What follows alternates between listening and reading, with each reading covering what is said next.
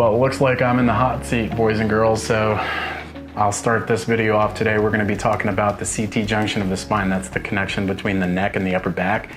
It's the biggest problem area that we typically see with chiropractic patients. Everywhere I go as a chiropractor, I'm people watching, and I'm always looking at posture, and tech neck is running rampant. It's crazy right now. This is the biggest problem area that 99% of America has. I guarantee you, your mama has it, your brother probably has it, you probably have a little bit of it. So CT junction of the spine, what are we talking about? This is a side view if you were looking at me from the right side. There's three big areas in your spine where you're supposed to have curves, all them nice curves. The first area is right here below your head, in your neck from a side profile view. You hear us talk a lot about this at the chiropractic clinic. We're supposed to have this nice arc. It's called the arc of life. It's a 43-degree arc, somewhere between 42 and 45 degrees. It should be nice and curved like this. Over time, I'm guilty of this. Everybody's guilty of it. You're driving like this, right? Texting, hunching forward, sitting at the computer for hours on end. What ends up happening is gravity pulls this big noggin of ours, bowling ball head, forward. And as it starts pulling it forward, we start losing that curve.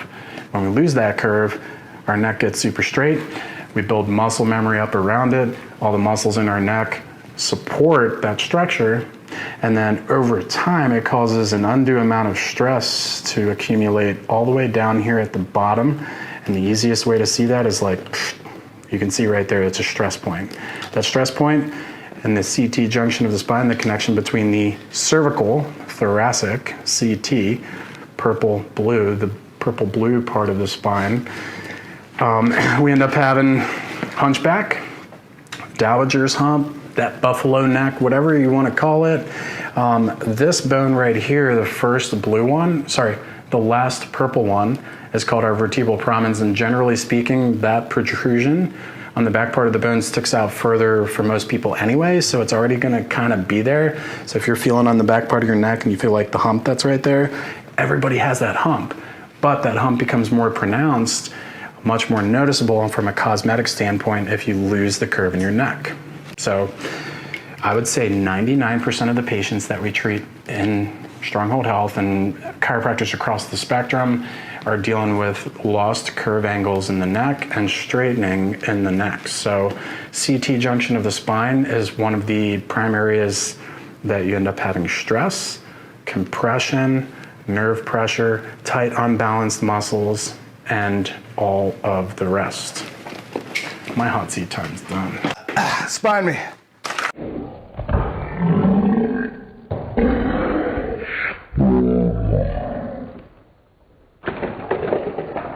Hey guys, Dr. Zack here. I'm also going to talk about the wonderful CT junction. What does CT stand for? Cervico-thoracic. So you have multiple regions of the spine. You have your cervical spine, thoracic spine, lumbar spine. We're talking about this area today. Have you ever been at Kroger's and seen an old lady pushing her shopping cart and seen a big old hump in her back? That's called the dowager's hump. Bad posture over time leads to that. It's gravity weighing on that spine, slowly but surely causing a big old hump right there. With bad posture over years, the gravity straightens out that neck. That's my alarm. All right, so where were we? All right, it's most prominent in the female patients. Women also tend to have a little bit more weight in their chest than the average male. So that also has more gravity up front, causing women to lean forward. That's just how we're made. So this hump right here, this is what people come wanting to get corrected, and we can totally help you out with that. So how do we do that? We do our muscle rehab in the back with the vibe plates. So we have you wear weights. We're vibing. That helps correct that posture, bring that curve back to where it should be. Adjustments also help fix that issue as well. So what kind of symptoms would you see with that big old buffalo hump right here? You have pressure on these nerves that go to your brachial plexus, which we talked about in another video. It can cause all types of pain in your shoulder blades all the way down to your fingers. A lot of people also say that they hold their stress in their shoulders. So that is a combination of multiple things, but whenever you do start to have this big hump right here, these muscles that should be about this short end up stretching out, so they're a lot more prone to spasm. And so over time, those muscles get fatigued because they are overstretched. So we really want to work on getting that posture back, get everything back to the ideal, normal, homeostatic state. If you have any more questions, please come find me. I'm around. Peace out, Girl Scout.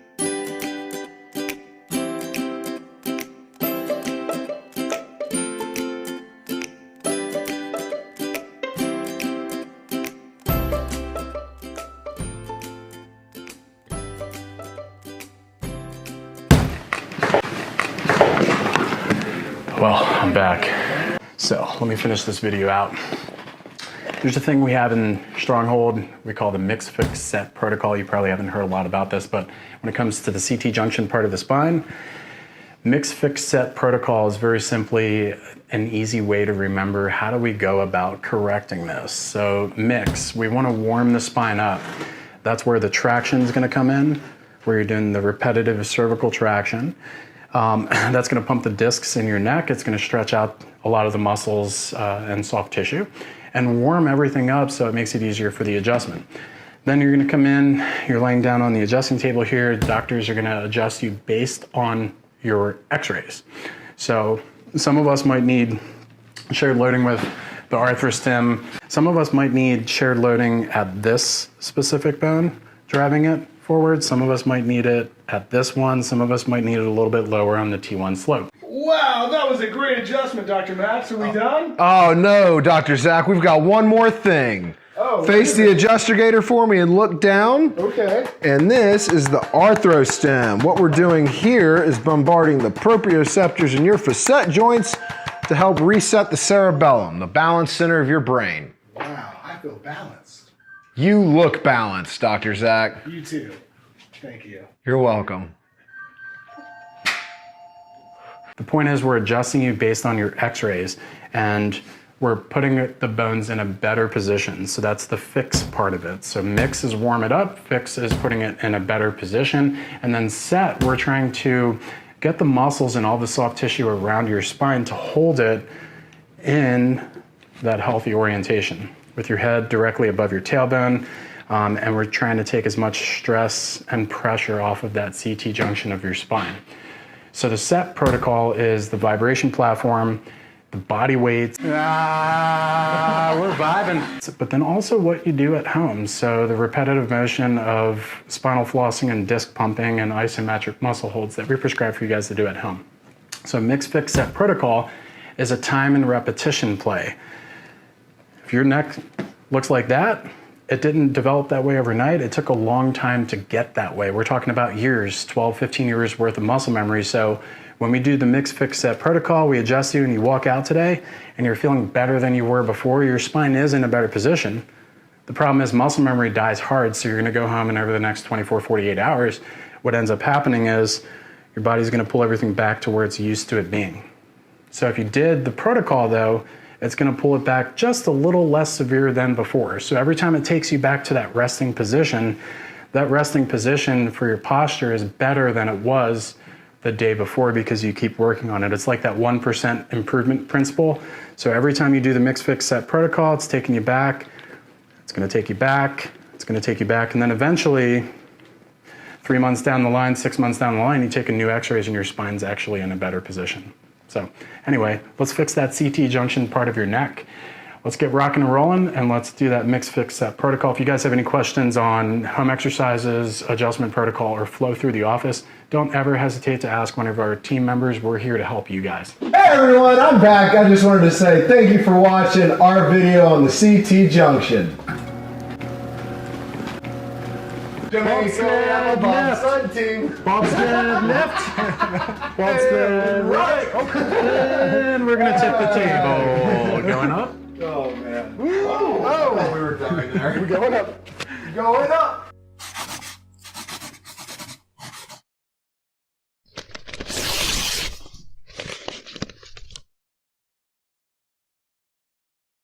So as lift. Hold right there. Up, slight rotation. Bring your leg outward a little bit. keeping that rotation, hold for 5 seconds. If this is too easy, you're gonna take your head weights, you're gonna strap your head weights to your ankle for that added resistance. So do it on a mobility cushion for unstable surface. Number 2, use your hands for support if you need. Number 3, you're gonna lift that leg up. Number 4, you're gonna rotate this leg bone out just a little bit, so it's rotating it this way. Number 4, you're going to bring your knee out, away from midline, and then the last step is you're holding it for a 5-second muscle hold. Feeling that right up in there. That's your psoas muscle. That's where you want to feel it.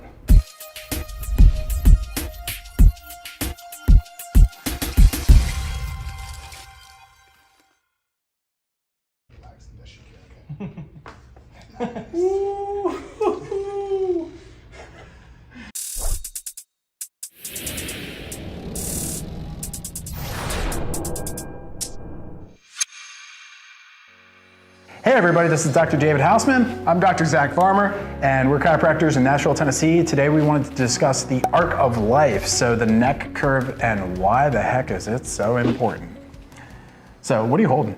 I'm holding a spinal model of It's like a severed the spinal neck. model. Well, yeah. It's not real, it's a recreation. There you go. So this is what the bottom of the head looks like, right here. And these bones are your top 7 vertebrae from here all the way down to here. So you notice that it is making a arc, which is one of the best engineering structures that the Romans came up with. Yeah, it's actually in Nashville, Tennessee, and I'm sure plenty of other places around the nation. Arced bridges in engineering, we get the 43-degree arch from the innate design of the human spine. In studying the human spine and seeing the arc in there, it's one of the strongest structures known to man. The arc itself is great for holding weight, and so we carry around this bowling ball head all day long. So this is facing the opposite direction. That's front, that's back. The bowling ball head for us, many of us, it weighs about 14 to 16 pounds. You carry that thing around literally all day long. So you have to have a really healthy curve structure in your neck to be able to carry that weight and distribute it equally through each of those bones. Over time, what happens is you start losing the curve, and as you lose the curve and your neck straightens, might call this military neck or tech neck. And the same amount of force pushing down from your head, just gravity doing what it does. Gravity's our best friend. It compresses all day long. It starts putting more force on one of those joints in your neck than all of them sharing that weight burden. And over time, with enough time and repetition, it starts causing degeneration in the one joint. You aren't born with an arc in your neck though. And that's an interesting point I did want to make sure I talked about. When you're born, you come out and baby you is in the womb. This is a little spine. You're primarily going to have this curve in the middle part of your back. And then you're going to spend belly time and you're going to start strengthening the neck muscles, picking up your head. And that's when we start developing that neck curve. And then my daughter, she just started walking last week. Oh, congratulations. Yeah, super cute. She walks around like a little penguin now, but she'll get better in time. When they start becoming bipedal, or putting all of our weight on 2 legs, that's when we begin developing the curve in the low back. So the only curve that you're really born with is this middle back curve right here, thoracic or dorsal curve. The curves that develop are the curves that are in our neck and in our low back. So when we start walking, we've developed that curve in the low back and then finish developing the curve in the neck. So from a side point or a side vantage point, you should have 3 curves in the spine. A forward curve in the neck, and that curve should measure somewhere between 42 and 45 degrees. It should not be straight, right? So it shouldn't be like that. It should arc in the neck. And the only way sometimes to see that is by taking x-rays. The second curve is going to be in the middle part of the back. It's about 60 degrees, curving this way. And then in the low back, it's very similar to the neck curve, where it should be a forward curve about 40 degrees down in the low back. So a good chiropractor, if you go to a good chiropractor, should know curve angles. Most chiropractors focus on that neck curve. We also take pride in focusing on the neck curve first and foremost as well, because it's the easiest one to affect positive change into and retrain postural muscles to actually support and hold the proper curve in your neck. So Why the heck do we call it the arc of life? The arc of life. Well, it's quite This might simple. be an easier model to show. The arc of life. So, your brain is up here in your head. With this arc, all that nerve flow as well as blood flow, the arteries, can go right through there, flowing evenly. Whenever we start to lose that arc, we start to lose the integrity of that structure, and all of these angles, if you can see right here, that these arteries are taking, start to get pinched on, you start to lose blood flow, start to lose strength. We see all types of wild symptoms such as radiating pain, tingling, burning, numbness going down the arms, going down the legs. They can all be caused right from this arc of life because this is the immediate entrance and exit from the brain. So I think we could boil it all down to say, Dr. Zack is saying that we as chiropractors don't really care about the bones. What we care about is what's inside those bones. So our nervous system, and that's really, chiropractors are essentially doctors of the nervous system because that's what, first and foremost, we care the most about. So our brain is life force, right? It's the originator. It controls, runs, harmonizes, regulates, coordinates every single organ and system in the body. And so the life force or the energy or whatever you want to call it that's in your brain that flows through your nervous system, it has to flow through your spinal cord. So it's like a wire system. Right, yeah. Right? We weren't born wireless, we were born wired. So that wiring has to be protected, and on MRI cross-sectional research, it actually shows that when you have a curve in your neck, the spinal cord inside those bones, 78 million nerves, that big, thick, bundled spinal cord, is in the most relaxed position. And what the research also shows is that when you lose the curve, it tethers and stretches the spinal cord.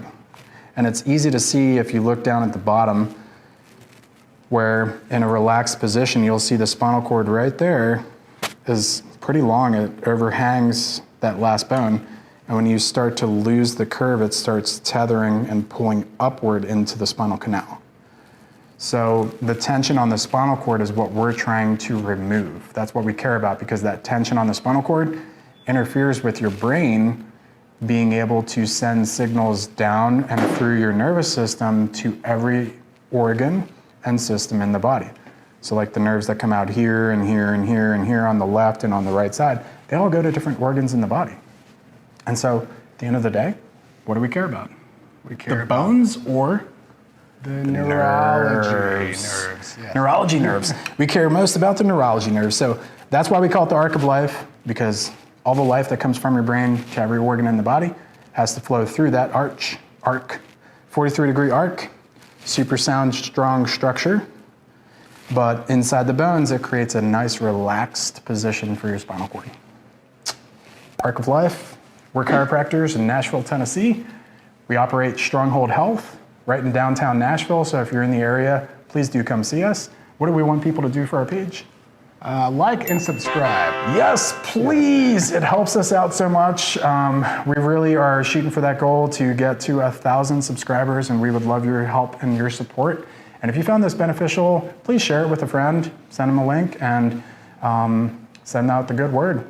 Yeah. Take care of your arc of life. If you haven't gotten checked, if you haven't been to a chiropractor that's taken x-rays, that is the best way to do it. Maybe that's where we should actually leave them with.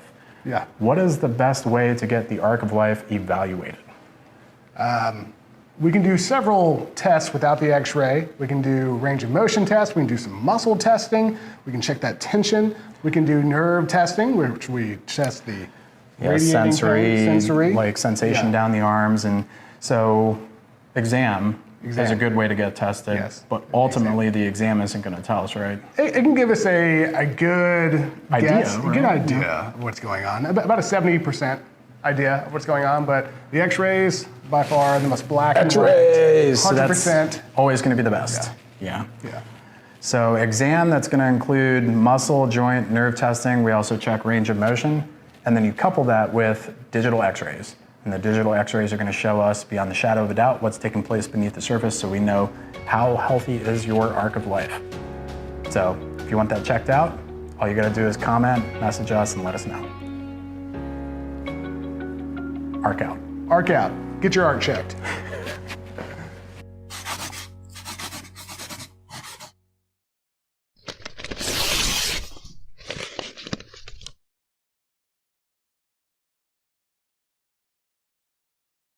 Pitball exercise. Step 1, take your chin piece from your traction unit. You're gonna place that in your armpit. Step 2, you're gonna straighten your arm, lock your elbow, and flay your fingers with a flat hand. Step 3, squeeze your elbow towards your ribs while keeping your arm straight. Make sure that you're standing upright, staring straight forward as you do this. When you squeeze, you're counting for 5 seconds for a muscle hold. 1, 2, 3, 4, 5, and relax. 15 reps, 5-second muscle holds to be performed once or twice a day, depending on what you've been prescribed. 1, 2, 3, 4, 5, and relax.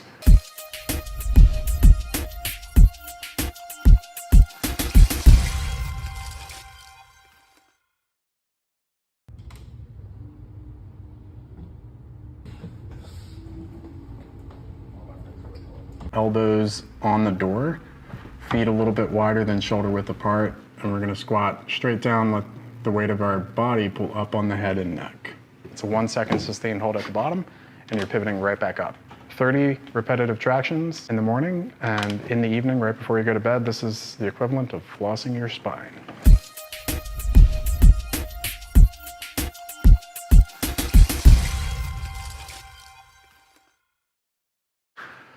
For the traction, for under your chin placement, you're gonna squat down, hold it for 1 Mississippi, right back up. 1 Tennessee, right back up. However you choose to count 1 second, it's a 1-second sustained hold at the bottom, and you're pivoting right back up.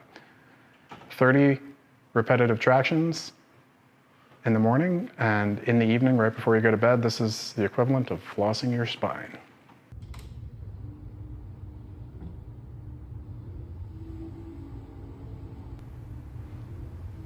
Great.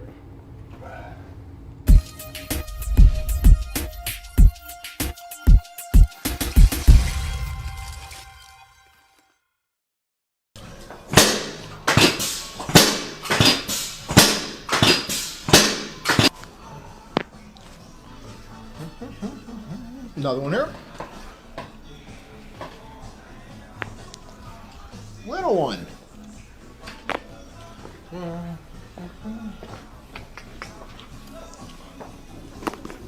Go on your side for me. Go other side. So, big never-ending story person. You watching the Dragon Show? No. Oh wow, you're kind of lame then. House of Dragon? House of Oh Dragon. yeah, okay, watching that. Relax your head. There we go.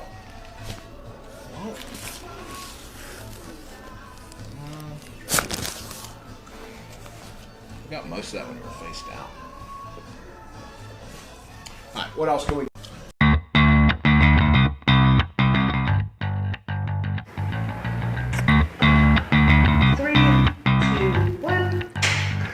Sorry. 3, 2, 1. Am I supposed to clap? Woo! Woo! Woo! Am I supposed to start? It was colic, acid reflux. No. Okay.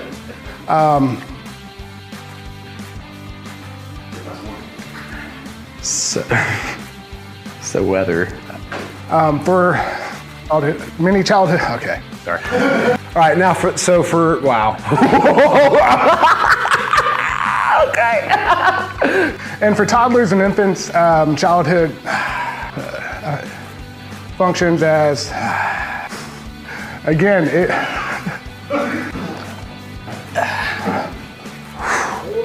joint inflammation. Okay. Cool. Let's do that again, huh? Dead comment. The repeaterator? Okay. Did I say that the right way?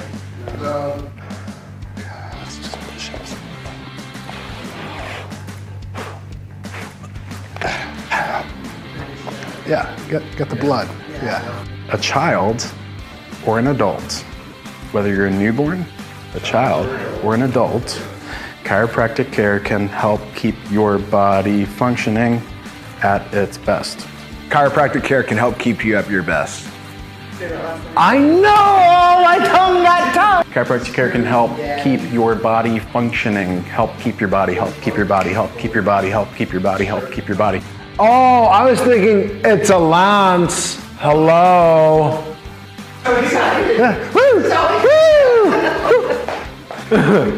Okay. So, whether you are a newborn, child, newborn, child, adult, okay. That was good. Okay.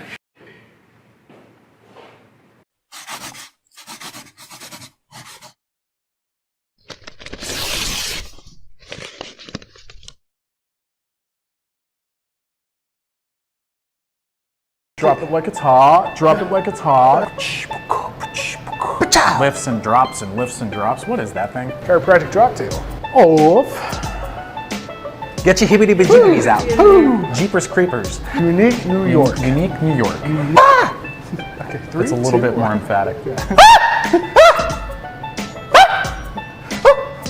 Okay, Ron, we're on. All right, ready? Drop it. Like it's hot. We live? Pop it. Drop it. Twist it. Bop it. Test, test, test, test, test, test. Word to your mind.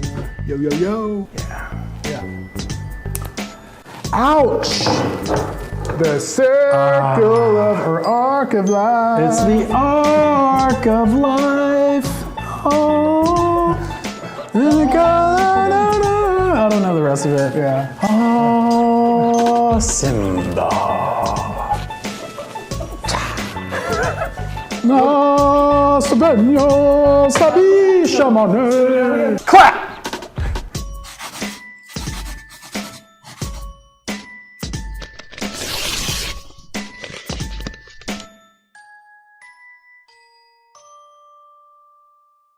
Getting effective sleep is extremely important and crucial to your health. Aim for 7 to 8 hours of sleep a night. It does vary based on your age, but general rule of thumb is 7 to 8 hours. Avoid using devices as you're laying in bed, like your iPhone, tablet, Android. They emit blue light. Blue light, when it's pushed in through the eyes, actually affects and suppresses melatonin production by the brain, therefore affecting your circadian sleep rhythm. One of the hacks that I use is actually blue light filtering glasses like these. If I am going to be using my device at night, checking emails, texting, whatever, at least I'm protecting that part of my brain from the blue light effect, allowing me to wind down and get to sleep faster. Like and follow us for more tips and tricks like this so that we can help you make the rest of your years the best of your years.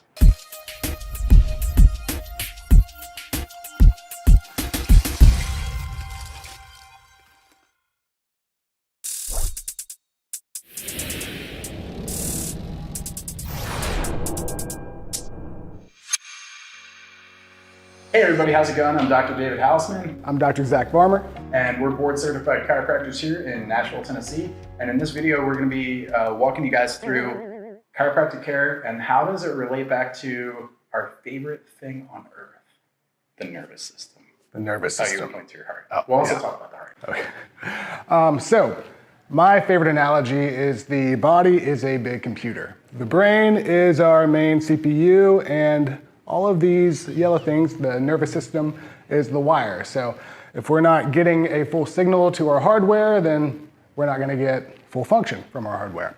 So the heart, everyone has one. A lot of our patients come in here and they don't even tell us until we ask, but they're having blood pressure issues. They can't control it. They've been to their medical doctor. They've given them multiple types of blood pressure medication. No change over years and years. What we do is we check out your spine, we take x-rays, we do our motion palpation, all of our exams, and a very common finding is the nerves that go to your heart, down in your lower or your upper back and the base of your skull, have compression. And if they're not getting that full function, if they're being pushed on, what's going to happen? The wrong signal is going to come in. So your blood pressure is going to be too high, your heart's going to beat way too rapidly or way too slowly, and that's something we can help with. Interesting. So if we boil it down, we make it like really, really easy for that same analogy, the heart. Our brain sends signal through that wire to our heart, tells our heart how to thump, beat in our chest, right? Hopefully your heartbeat doesn't sound like that because you like jacked up. But anyway, if we use for that example, this is my heart, my fist. Your arm is the nerve that's going to your heart. So if I come along and I chop that nerve in half, severe example, what happens to my heart? Falls off. Stops beating and probably like, no, I crack, right? So that'll be a severe example. Now less severe, if I come along to that nerve that's telling my heart how to beat my chest and I put a little bit of pressure on it and I squeeze that nerve, does my heart get healthier or sicker? Sicker, and your hand would eventually become numb. Right. So it's going to affect the organ that is being controlled by that nerve. So just as an example, the same type of thing. So if my brain's telling my heart how to beat and it tells it through that nerve how to beat, I come along and in the upper part of my back, I have all this forward rolling of the shoulders and it shifts the bones in my upper back and then that starts putting pressure on those nerves. It's the same type of analogy. It's not uncommon that we see individuals that are coming in with elevated blood pressure. So boiled down concept on this is the organ that's being controlled can either increase hyper or it can decrease hypo in function. So hyperfunction, hypofunction. And so if we use that same concept, that same principle with the nerves that are coming out of the neck, very, very common area where there's literally like 8 out of 10 people that are dealing with degeneration in the middle part of their neck. On the nerves that come out and go right to the thyroid, what does that do? Hyperfunction. Hyperfunction, yeah. Hyperthyroidism speeds up your metabolism, makes you feel hot and sweaty all the time, makes your eyes a little pokier. Stay up super late at night, insomniac, you don't get to sleep, screws up your circadian rhythm. Fatigued all the time. Hormones, one hormone kind of goes out of whack, it throws all the other hormones out of whack. It's like a symphony, one instrument kind of ruins the sound of all of the instruments. So then you could also have the other thing take place, which is hypofunction. That's probably the more common one. Yes, So hypothyroidism. Yeah, so slow metabolism, you gain weight and doesn't matter how much you work out. You're like, I'm checking my diet, but I'm still gaining weight. That's because your thyroid is slowing down your metabolism. You're holding on to all that fat, feeling fatigued, groggy, cold. It's gnarly stuff. Yeah. And you're probably watching this if this is the first time you've ever heard of like the principle of chiropractic care. You've never been to a chiropractor before. You're like, what the heck is these doctors talking about? What are these doctors talking about, right? That sounds foreign and crazy to you. It's probably because it's the first time you've heard this. And so if that is you, my encouragement to you is find a board certified chiropractor that is near you that takes care of the nervous system, which should be most chiropractors, but does it in a diligent and respectful manner, where they're going to take x-rays and actually look at the bones, because the bones are what surround and protect each of these delicate little nerves that come out of our spine. And if those bones are in the right alignment, the right position, the right curve angles in your spine, your nervous system's happy, it's healthy. If they're not, they're misaligned, chronically misaligned because of muscle tension and poor posture and all the other things that we do as humans, then chiropractor hopefully can walk you through the right process to start correcting your posture and removing some of that damage from the nervous system. So if you're in Nashville, Tennessee, that's definitely us. So you should come see us. Come see us. But even if you don't live in Nashville, what we do, we would really like, please just give us a link. Subscribe to our channel. We're going to give you guys more information, more content like this. We really do appreciate it. So hopefully we'll see you on the flip side, another video where we're talking more about the nervous system and chiropractic care.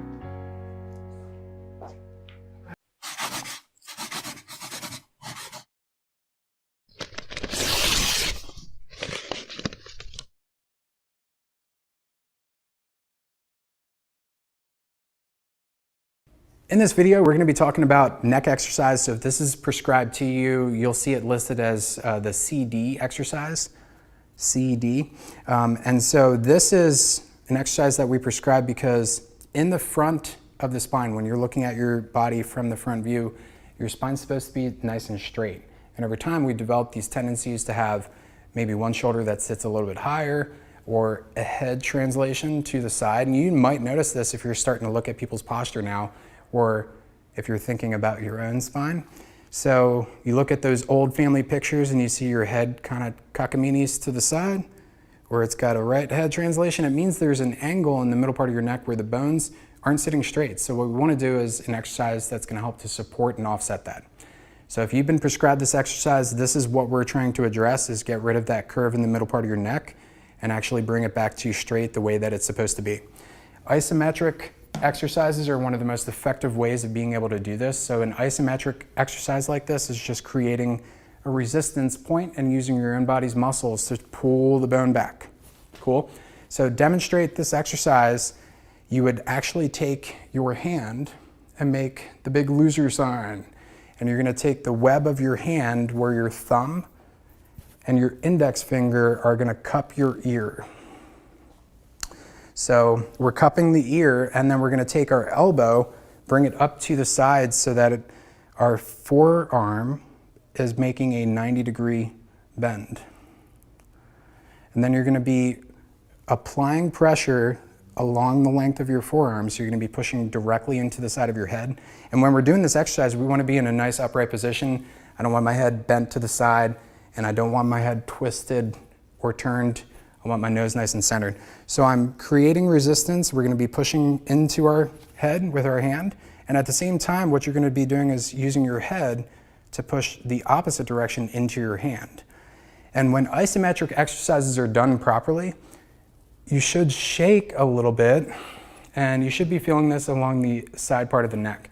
So you're just going to count to 5 seconds and hold that resistance. So you're pushing into your head, and with your head, you're pushing into your hand, and you're actually just going to hold it for a 5-second muscle contraction. And then you're going to relax. And then you're going to do it again, 5-second muscle contraction, relax. And most of us will end up doing about 10, 15, maybe 20, 25 of these, just once a day, 5-second muscle hold for those, or you might end up getting it prescribed twice a day.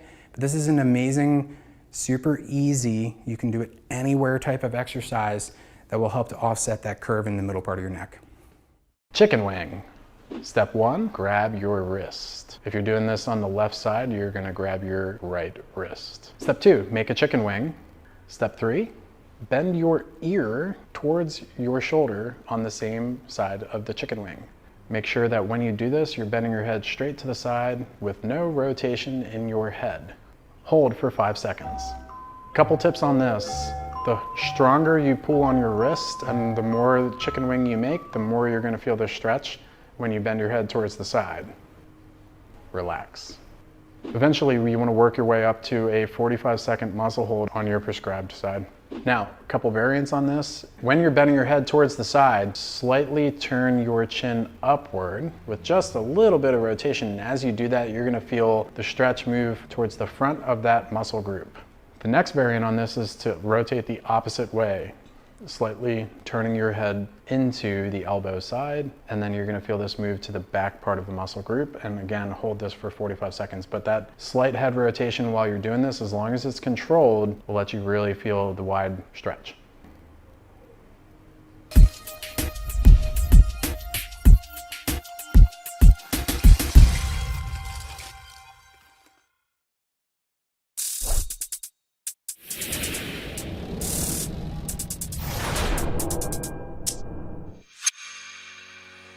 Hey everyone, it's the docs at Stronghold Health here with you today. We're going to go over one of the biggest misconceptions with chiropractic care, in that it's only for adults. Chiropractic care is going to be great for infants all the way to seniors, and let's go over some of the reasons why. For newborns and infants, chiropractic care is phenomenal. It helps with colic, it helps with digestive imbalance, constipation, it even helps with latching difficulty issues with breastfeeding for the little ones. It requires just a little bit of pressure. The adjustments are super gentle. It's the same amount of pressure that you'd use to test the ripeness of a tomato.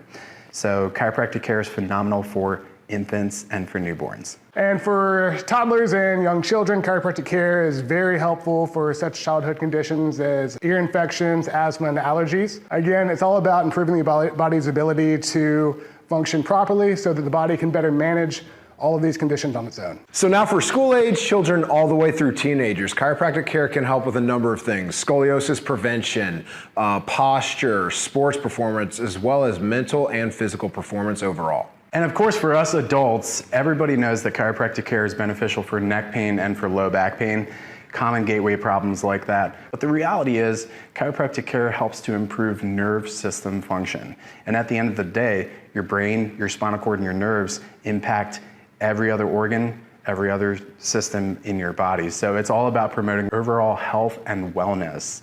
And finally, seniors as well can benefit from chiropractic care. Many seniors deal with osteoarthritis, osteoporosis, other degenerative diseases, and with gentle adjustments, we can help provide improved quality of life, increased range of motion, and help decrease inflammation. Whether you're a newborn, A child, Adults, all ages. Chiropractic care can help keep your body functioning at its best. At its best. at its best. If you're in the Nashville area, definitely check out our clinic. All three of us docs are board certified chiropractors in the state of Tennessee. But if you're outside of the area, comment on the YouTube video. We can help you find a chiropractor that's near you, a really good trusted chiropractic source, or just Google chiropractor near you, reach out and schedule an appointment.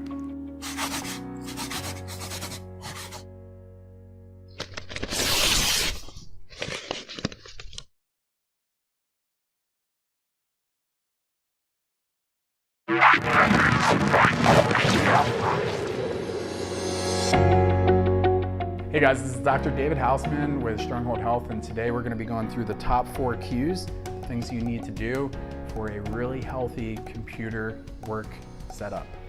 So ergonomics, top 4 ergonomics for computer work setup. Number 1, you're going to want to make sure that the way that you're sitting, and this might be difficult for a lot of people because we don't have traditional computer monitors for a lot of us anymore. We're using laptops or iPads.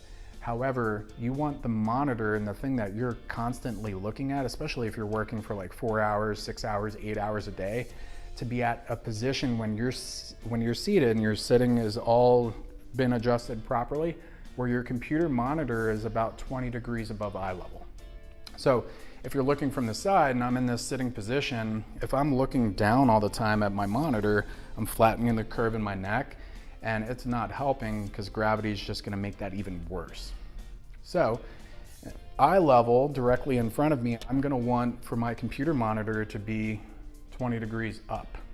So naturally just having to look up slightly in order to see what I'm working on, Microsoft Word, Excel, whatever. You want it to be 20 degrees above eye level. That is number 1. Got to take care of that neck curve, make sure it's in a nice and healthy position. Number 2, you want to make sure that we started in the neck, so we'll go all the way down to the low back. Number 2, you want to make sure that your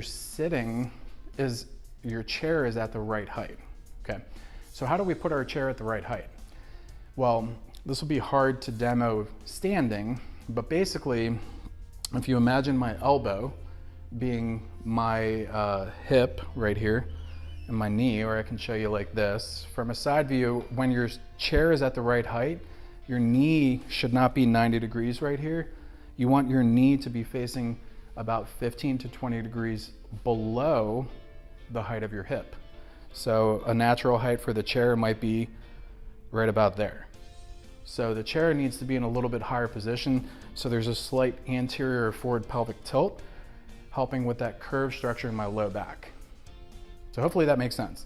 Chair position needs to be in a height so that when my feet are resting on the ground, my knee is 20 degrees lower than my hip.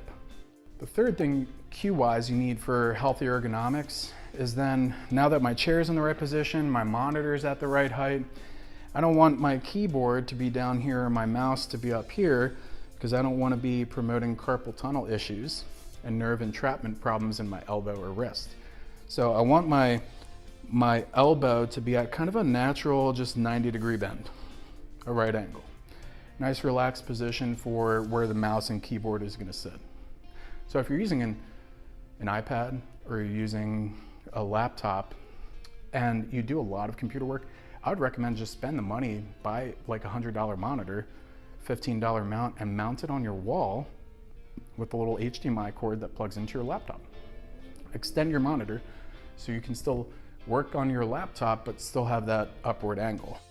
Number 4, ergonomics for your workstation is very simply not actually an ergonomic per se, it's more of a fourth being a rule. And so the rule is you want to take care of your body and give your body some breaks. And so I like to do the 2-minute rule.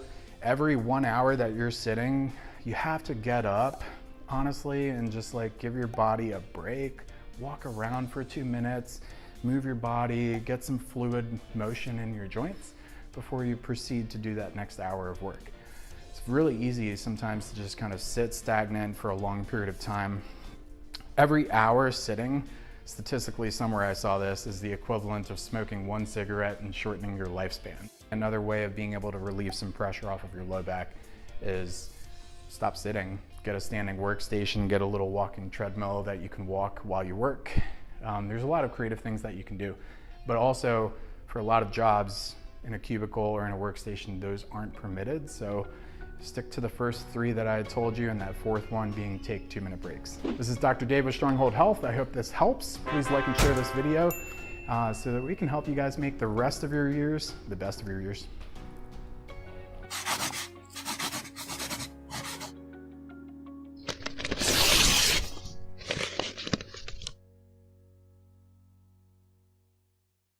I'm trying to teach other people to do it to me. You good? All the way up.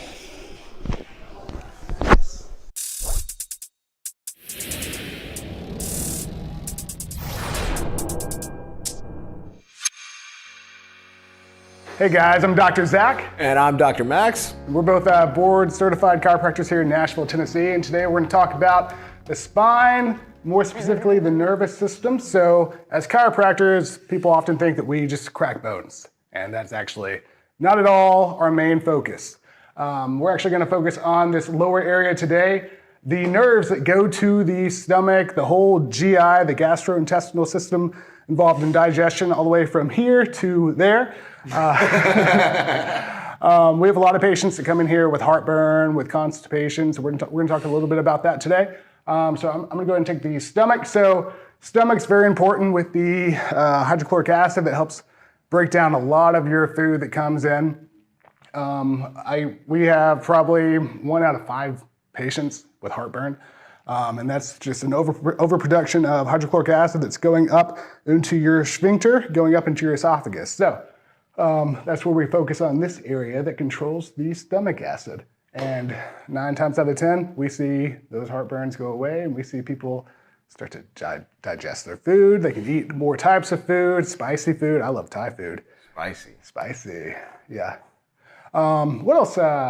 So after the stomach, once we've cleared that up, everything goes into the GI system, right? So we see a lot of people that come in, and we can even see it on your x-rays if you are having constipation issues moving your food through your bowel tracts. So what happens here is down in this low back region, sometimes if we have lateral curvatures or super tight muscles that are compressing that nerve, it can affect your body's ability to move food and waste through your GI tract. Reason being is there's a process called peristalsis, which is literally the muscles called haustra moving food through the intestines. If the nerve is compressed, obviously the intestines can't work quite as well. Therefore, constipation, diarrhea, fun stuff like that. Yeah. So. Yeah, very fun. Very fun. We've all been there. Yeah, stress is also a very common thing that can cause that constipation, diarrhea, and stress is through our nerves. So that's why sometimes we'll have small little rabbit poops or small little round poops, just due to the peristalsis going too intensely. That's a high activation of our sympathetic nervous system, which is all caused by compression and different hormones in our spine that can all be helped with chiropractic. And so how that works is when we have compression on these nerves, we need to relieve that, right? So as chiropractors, we adjust. So by moving bones, we can help take pressure off these nerves here. And after we do that, food starts going past the stomach down into what, Dr. Zack? Down into our small intestine, long intestine, and then our sigmoid colon, and then out. It's gone. But many times we see people come in and either they'll tell us they're having problems with constipation, or we can see it on your x-rays, actually.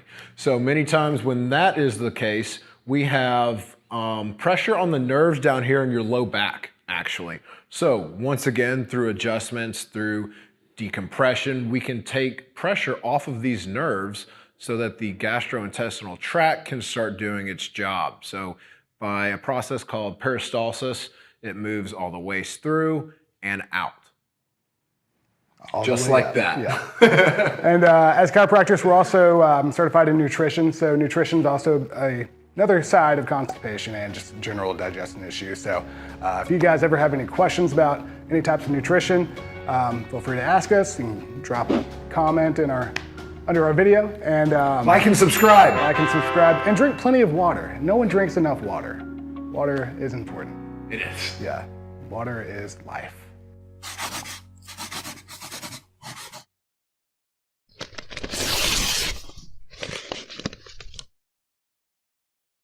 Snoop.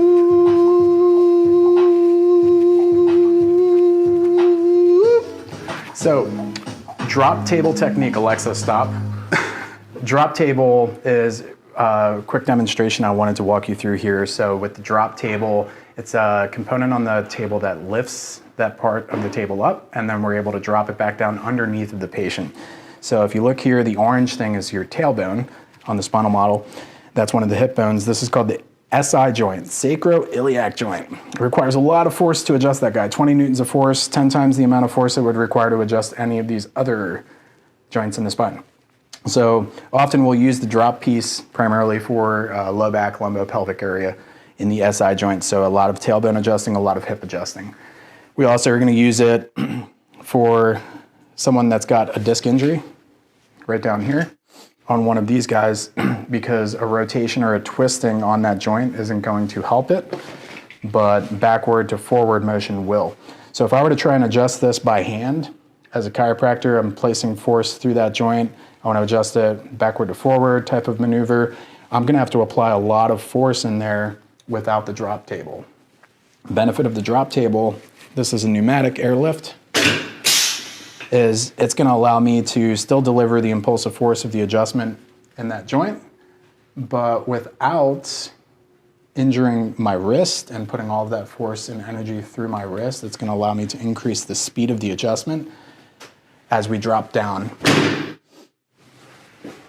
Drop table, drop 101, Alexa resume. That's why at Stronghold Health, we like to drop it like it's hot. Drop it like it's hot. Drop it like it's hot.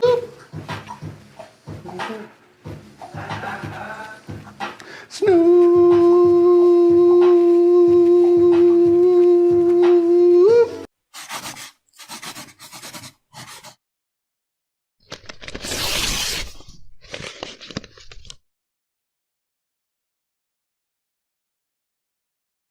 Step 1, L, side part of your head. Woke up with an L on my forehead, right? Step 2, forearm pressing into your head. Step 3, head presses into your hand. Opposite direction of your forearm. Opposing actions, hold the muscle contraction for 5 seconds. Relax. Sorry. If you're extra special, you'll get this prescribed on both sides.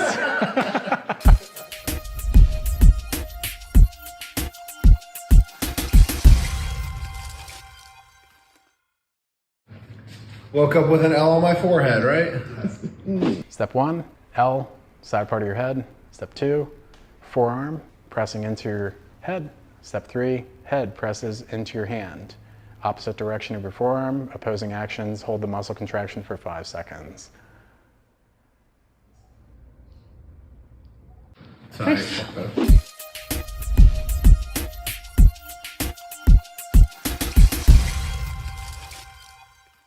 If you're extra special, you'll get this prescribed on both sides. Step 1, you're going to go ahead and take your fingers and make them nice and flat. You're going to press it against the side part of your head. So most of the force through the top half of your palm is going to press into the zygomatic arch here on the side part of your head. Elbow comes straight up to the side. I'm not turned. I'm not bent. Up to the side, pressing into my head. Same time I'm pressing the head into my hand. 5-second hold and relax. Relax.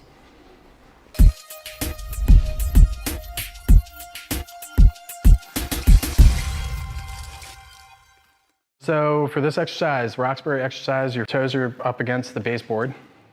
Hands are behind your back after you've already placed the foam roll. And from a side profile, you'll see the foam roll is gonna go right on the ridge of your forehead. Face stays parallel to the wall.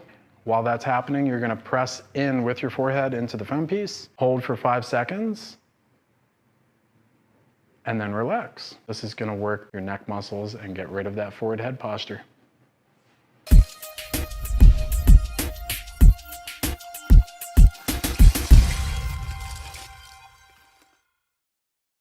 My wife and I, we just had newborn baby, little Axton. He's just absolutely incredible. I mean, here it is, this bundle of joy, this amazing kid who never needed any help from the outside, formed in the womb, 1 cell, now 78 trillion cells, and out comes this like beautiful baby boy. The very first thing I did was actually check his spine, because I knew it was the most important source of vibrance in life. I'm Dr. David Hausman, and I founded Stronghold Health in 2014. And the reason why I founded this clinic with the name is it has sentimental value and meaning to me. This clinic, my mother left me after she passed away from cancer just enough money, in fact, almost the exact dollar amount based on a business plan that I had done in chiropractic school to open this clinic.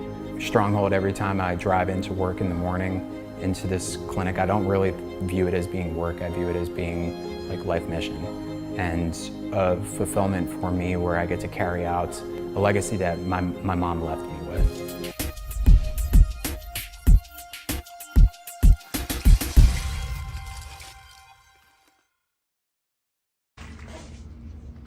So tell me if it tastes like greens.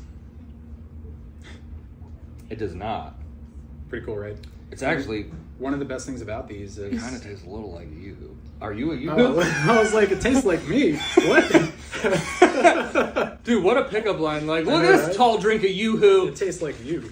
So actually the pretty cool thing good. about these is when you do order them, we have subscribe and save online, right? And you can get them auto shipped at a discount, but you can store them literally anywhere. You don't have to have them in a fridge. Chocolate, espresso, berry, all of your greens, everything you need, shipped directly from them. You can subscribe and save, get your greens.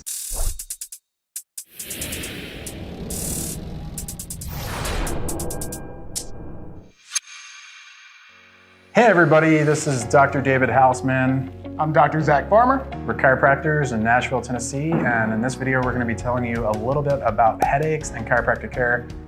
Why is chiropractic care beneficial to help treat headache symptoms? Where do headaches come from, neurologically speaking, and some of our experience in working with literally thousands of patients on the subject and what we've discovered. So, Dr. Zack, I guess I can let you kind of kick it off. Anatomy-wise, what region of the spine is usually responsible for headaches? So right here. And honestly, the majority of our patients come in here with neck pain or back pain. And they don't even say that they have headaches until we ask them in our history. It's usually a secondary thing. They're like Right. neck pain driving them in, and they're just so used to dealing with headaches on a day in, day out basis. It's like become the norm. Yeah. So they don't even mention it. And hey, are headaches normal? No! Are they common? Yes, very Is common. getting mugged in Central Park, New York normal? No. Is it common? Maybe. Yeah. Debatable. Not here in Nashville. Maybe a bad analogy, but I think you get the drift. Right. So headaches, the majority of the time, come from the neck or dehydration, sometimes with hangovers. But I'd say 90% of the headaches, at least the ones that we see, are all from the neck. So ideally, all of our necks would have a great curve, allowing wonderful flow of our nerve function and our blood flow. However, when we start to lose our curve in our neck due to working from home, looking at a computer, looking at our phones all Around the day, shoulders, it's the tech neck phenomenon. start to lose that curve, put more pressure on all the blood flow and the nerves. So once we reduce the curve, this top bone, the atlas, that should be pointed down, starts to point up, putting more pressure and having less space right here for this artery and the nerves that are not shown here to come out, causing a pain at the base of your head, right in the back, that travels all the way up to the front of your head, causing that headache. Occasionally, it's right behind the eye. Most commonly, it's like a headband type headache. We call it a tension headache or a cervicogenic headache, or a LeBron headache. LeBron headache. Yeah, there you Ooh, go. I like that. Coined here at Stronghold Health. Similar neck model here. I'll do it this way, so we're facing the opposite direction. Chiropractors, we adjust and work with bones, but we don't really care about the bones, right? We Not as care much, more of we the- care more about what's inside the bones. So what are the bones protecting, right? So in terms of neurology, it's all about the neurology. It's all about the power, the life that's in the brain, your brain, that flows from your brain down the spinal cord. And in this case, the spinal cord is this big, thick yellow thing. It's encased and protected by all of these bones. So the force, the life, the energy, the electrical conductivity, whatever you want to call it, that flows through your nervous system, you want to think about your nervous system as being like wires. Those wires are conducting life through the spinal cord and then out the nerves that come out here. So the protection, it's there as long as you're alive for the most part and you don't like cut your head off, like your spine's going to be protected. But the very thing that protects it is actually sometimes what causes pressure. And it's not like a crazy amount of pressure, it's just like a little bit, but it's enough that it interferes with the flow of that energy, the flow of that life force, the flow of the neurotransmitters. So anyway, that bone in the top part of the neck, it's called your atlas bone. Atlas is 90% of our head turn, right? So that one little bone at the top part of the neck is shaped like a signet ring. Like if we're to take it off and actually look at the bone, maybe we'll put a picture of it right here. Yep, there we go. So that signet ring, what flows through it is the spinal cord. 78 million nerves that cluster right through that top bone in the neck. And when we go living life all day long, like you're talking about tech neck, hunching forward, looking down, it's repetitive muscle activity. And the more we do that day in, day out, year after year, enough without actually doing any sort of chiropractic preventative care or chiropractic work or stretches or like muscle work to take care of that top part of the neck, we end up in a resting position. We can look left and look right and use it, but in a resting position, it gets stuck kind of in just a little bit off. So it might be stuck a little twisted or rotated. Mm-hmm. It might be stuck, shoved to the side, right? Mm. And when that occurs, there's nerves in the top part of the neck. So what nerves are up here? Typically headache nerves. The suboccipital nerve. So suboccipital, occipital just means the base of the head. It's this big bone. It's big bone right here, and sub, under, like a submarine. Ooh. So the suboccipital nerves that come out right at the base of the head, come out right from the brainstem, come out right to the back of the head and travel all the way to the front. So you feel that headache kind of coming on, a little tension back here. Eventually it starts to pinch on the nerve, so to speak, right in the back before it's traveling up and around the head. Right. So if I pinch that nerve at the base, then it causes referred pain that wraps up and around your head. Mm-hmm. Very, very common type of headache. It's a suboccipital headache. Yeah. Another term you might see thrown around in the medical arena is suboccipital neuralgia. Right. Suboccipital neuralgia is specifically right in the top part of the neck up here where the space between that atlas bone and the occipital bone starts compressing. Right. It gets smushed. Big, big cause of headaches. And unfortunately, a lot of people don't know that that's probably the first place you need to look is with x-rays at a chiropractic clinic and see if that's one of the underlying causes you have for headaches. Or what about Tylenol? Would Tylenol just get rid of that headache? I don't know. I don't think that a lack of Tylenol gave me the headache. It would probably help to minimize the symptom of the headache, but I don't know if it would help to chip away at the cause of the headache. Because Tylenol is, to a certain extent, going to thin my blood a little bit. In your blood, mess with the liver. Yep, non-steroidal anti-inflammatory. It'll help to treat and minimize the symptoms, the soreness and the pain and the referred pain pattern. But then once that Tylenol wears off, if the cause is still there, how long might I have the headache? It's just going to come right back. Definitely, right? Until that next Tylenol. So Atlas, super cool. Why is it called Atlas? Atlas. So in Greek mythology? It is Greek. Greek mythology. Yes, sir. There is a hero. It's like super ripped too in some of the mythology. Right, yeah, the most jacked guy. Similar to the Rock. And he's the rock god. His, I believe he was it a curse that he had to? Yeah, he had to like carry the globe on his shoulders. He had to hold the world So, up. in way back, whoever named it in anatomy and physiology, they named it the Atlas bone because it holds your world up. It holds your head up. And your head's very much like a globe. So Atlas would literally carry the world on his shoulders. Really, really cool. So one of the first places, your take home from this entire video, one of the first places to look when you're having headaches, especially if you haven't, is top part of the neck, chiropractic visit, get it evaluated and see if there's something that's awry up there. See if there's something misaligned in the top region of the spine that could be causing you to have headaches. We only talked about like one specific occipital neuralgia. There's, I think, over like, what, 13 different types of headaches? Right. And pretty much all of them are neurological, except for a slight few that would be like chemical imbalances. But most of us walking around with headaches that are suffering from them are a mechanical issue, something structural that's taking place affecting neurology, causing you to have that headache. So check it out. If you haven't, get x-rays taken on your neck, go to a chiropractor that's really competent with dealing with that part of the spine, and get it evaluated and see if you can start moving it in the right direction. The last thing that we'll leave you with that, when you go to a chiropractor, what treatment protocol is realistic treatment protocol for that? Like, are we talking one adjustment and your headache goes away? Could be. We've seen it happen very, very often. One adjustment, the headache instantaneously gone, or depending on the severity of the case, how long that bone's been misaligned and how much muscle memory we're working against for it.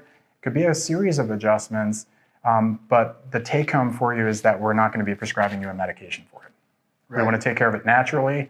We want to get your body lined back up so we can take pressure off of the nervous system and let your body heal the way that it was designed to. So, headache or no headache, we'd love to see you here at Stronghold Health, and that's actually where our clinic is, right here in Nashville, Tennessee.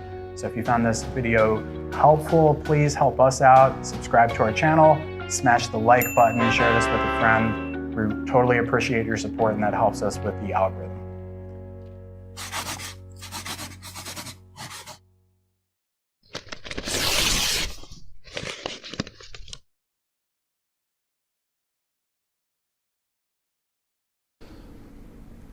And then here, same story. Deep breath all the way in, let it all the way out. Just pick your head up, look up. There it is. Scoot down just a little bit lower. Towards your feet. I apologize. My noises turned sexual. It's quite all right. First chiropractic visit, chiropractor showed me right there in the upper part of my back there was this curve bending to the side. And it was the first time I ever had a doctor tell me with boldness and confidence, this right here is what's causing your asthma. And it was a huge eye-opening experience for me because at that point in time, I started losing my hair. I was born with curly, thick locks of hair, and my hair started falling out because my body was so toxic from the medications that I was taking. And so every morning I wake up and I look in the mirror, seeing me not having hair, not having eyebrows, eyelashes. It's called alopecia. I have no hair on my body.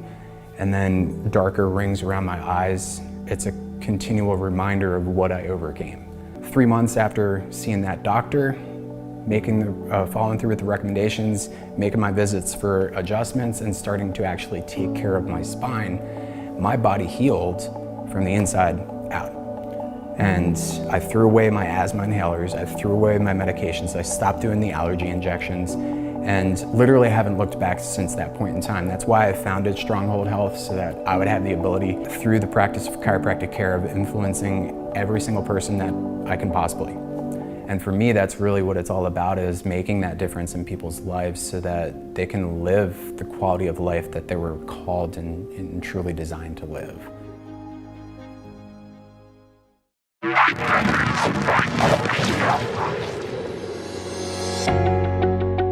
Hey there, this is Dr. Dave with Stronghold Health, and today we're going to be discussing what are the top 3 things that you need to look for when you're trying to select a chiropractor. If you are in the market and you've been looking for a chiropractor, you've probably seen doctors that take x-rays, don't take x-rays, adjust by hand, don't adjust by hand, all kinds of things. So with my 15 years of clinical experience, these are the top 3 things that I would recommend for what you should look for in a good chiropractor. Number one, what you want is you want a chiropractor that's going to do a thorough evaluation that will consist of looking at nerves, muscles, joints, and range of motion. You want a doctor that's going to be capable and competent to be able to help you evaluate all of those systems. And with that, the number one way to evaluate the nerve system isn't just going to be like looking in your eyes and doing like an eye exam or things along those lines. It's actually going to be looking inside. It's going to be looking inside by the use of digital x-rays, or even better than digital x-rays, digital motion x-rays, which is like a video x-ray. That's cutting edge, that's next level. We're not there yet at our clinic, but we do full spine digital x-rays. The reason why you want digital x-rays is because our nervous system, the nerves, the spinal cord, are protected by bones. It's the only system in our body that's encased in bones. So you have to look at the structure and the alignment of those bones to make sure that they're doing what they're supposed to, which is protect that delicate little nervous system. The number two thing that you're looking for a chiropractor is you're looking for a chiropractor that is going to give a whole body wellness approach. Instead of just looking at one little tiny area, for instance, you're coming in with neck pain. With your neck, if it is a structural issue in the spine and your neck, we also have to take into consideration how that translates all the way down through the rest of your body. Because there's other components that could be affecting that problem in your neck. And so if I were to only adjust and only work with that problem in your neck, I might miss a pelvic and hip issue that's throwing your neck off in the first place. So we want to look at the body as an entire frame. The number three thing that I think you should ideally look for in a chiropractor is you should look for a chiropractor that's going to do manual hands-on adjusting, or a combination of manual hands-on adjustments, but also instrument adjusting. If you're going to a chiropractor, in my humble opinion, and the clinical years of experience, that chiropractor is only doing just like a little instrument that they're using to adjust you, it's not enough to move the spinal joints and to affect appropriate change, structurally speaking. So those are the three things that you're looking for, ideally, to find a really, really cool, or could I say, even say like badass chiropractor. Number one, you want a doc that's going to be able to look at your body, nerve, muscle, joint, range of motion testing, but culminate all of that with digital x-rays. So they can look at the structure, they can take measurements, they can do the right analysis on your spine and know exactly what spinal joints to adjust and which ones to not adjust. Number two, you want a doc that's going to look at your body as an overall entire frame. So we're going to consider all the different parts of the body and how they interconnect together cohesively, synergistically. And with that, you'll also have docs that will do like functional medicine and look at other areas of the body that communicate with the nervous system. And then number three, you're going to want a doc that ideally does manual hands-on adjusting, or a combination of manual hands-on and instrument adjusting. So with that, these are the three top things that you're looking for an ideal chiropractor. Dr. Dave, signing off.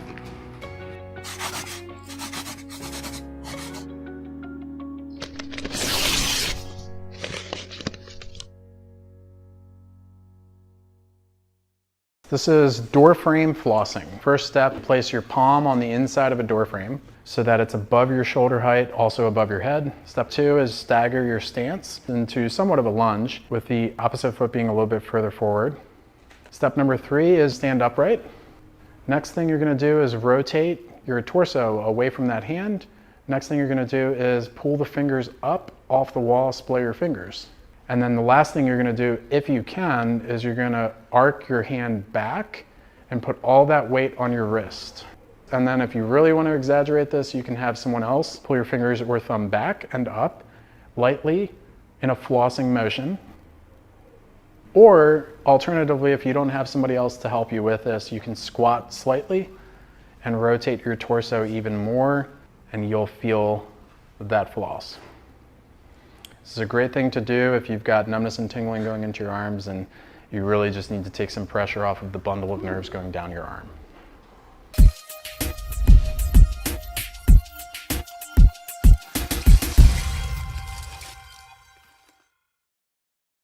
Hey guys, Dr. Zack here.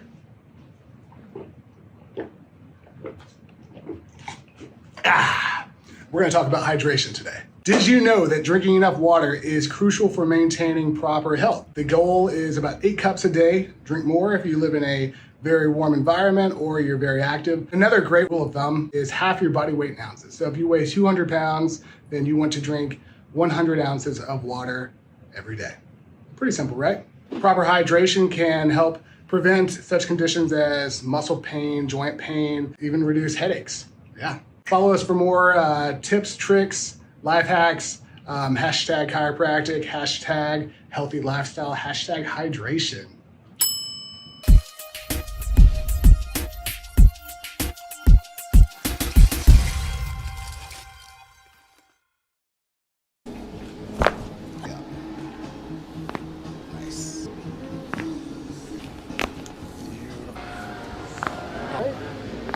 Awesome. Drop it to the side. Beautiful. Nice. Good job. Oh, yes, that was beautiful. Oh.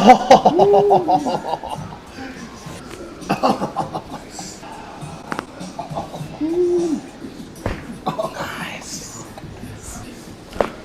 Nice.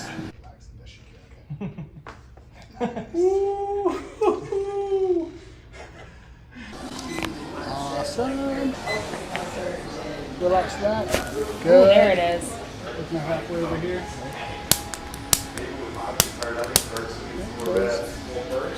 Open. Right. Good. Nice. Yep.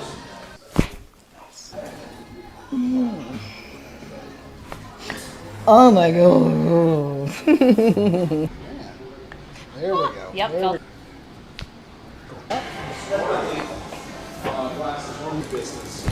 There we go.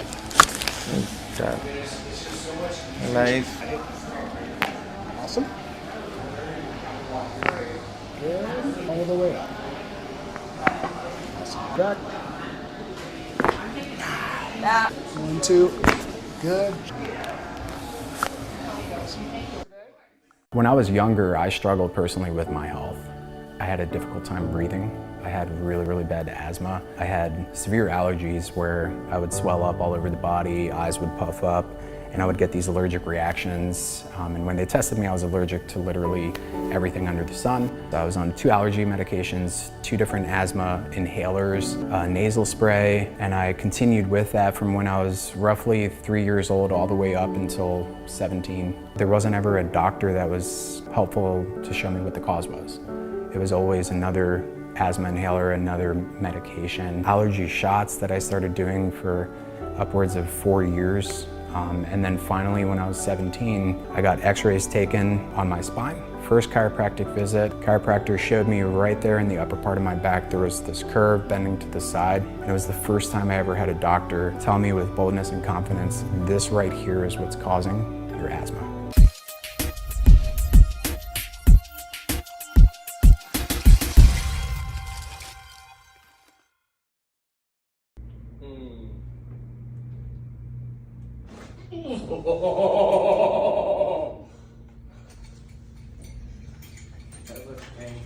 No, dude. Freedom!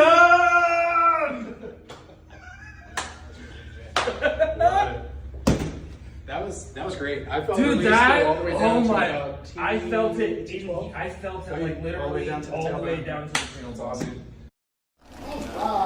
Oh, yeah.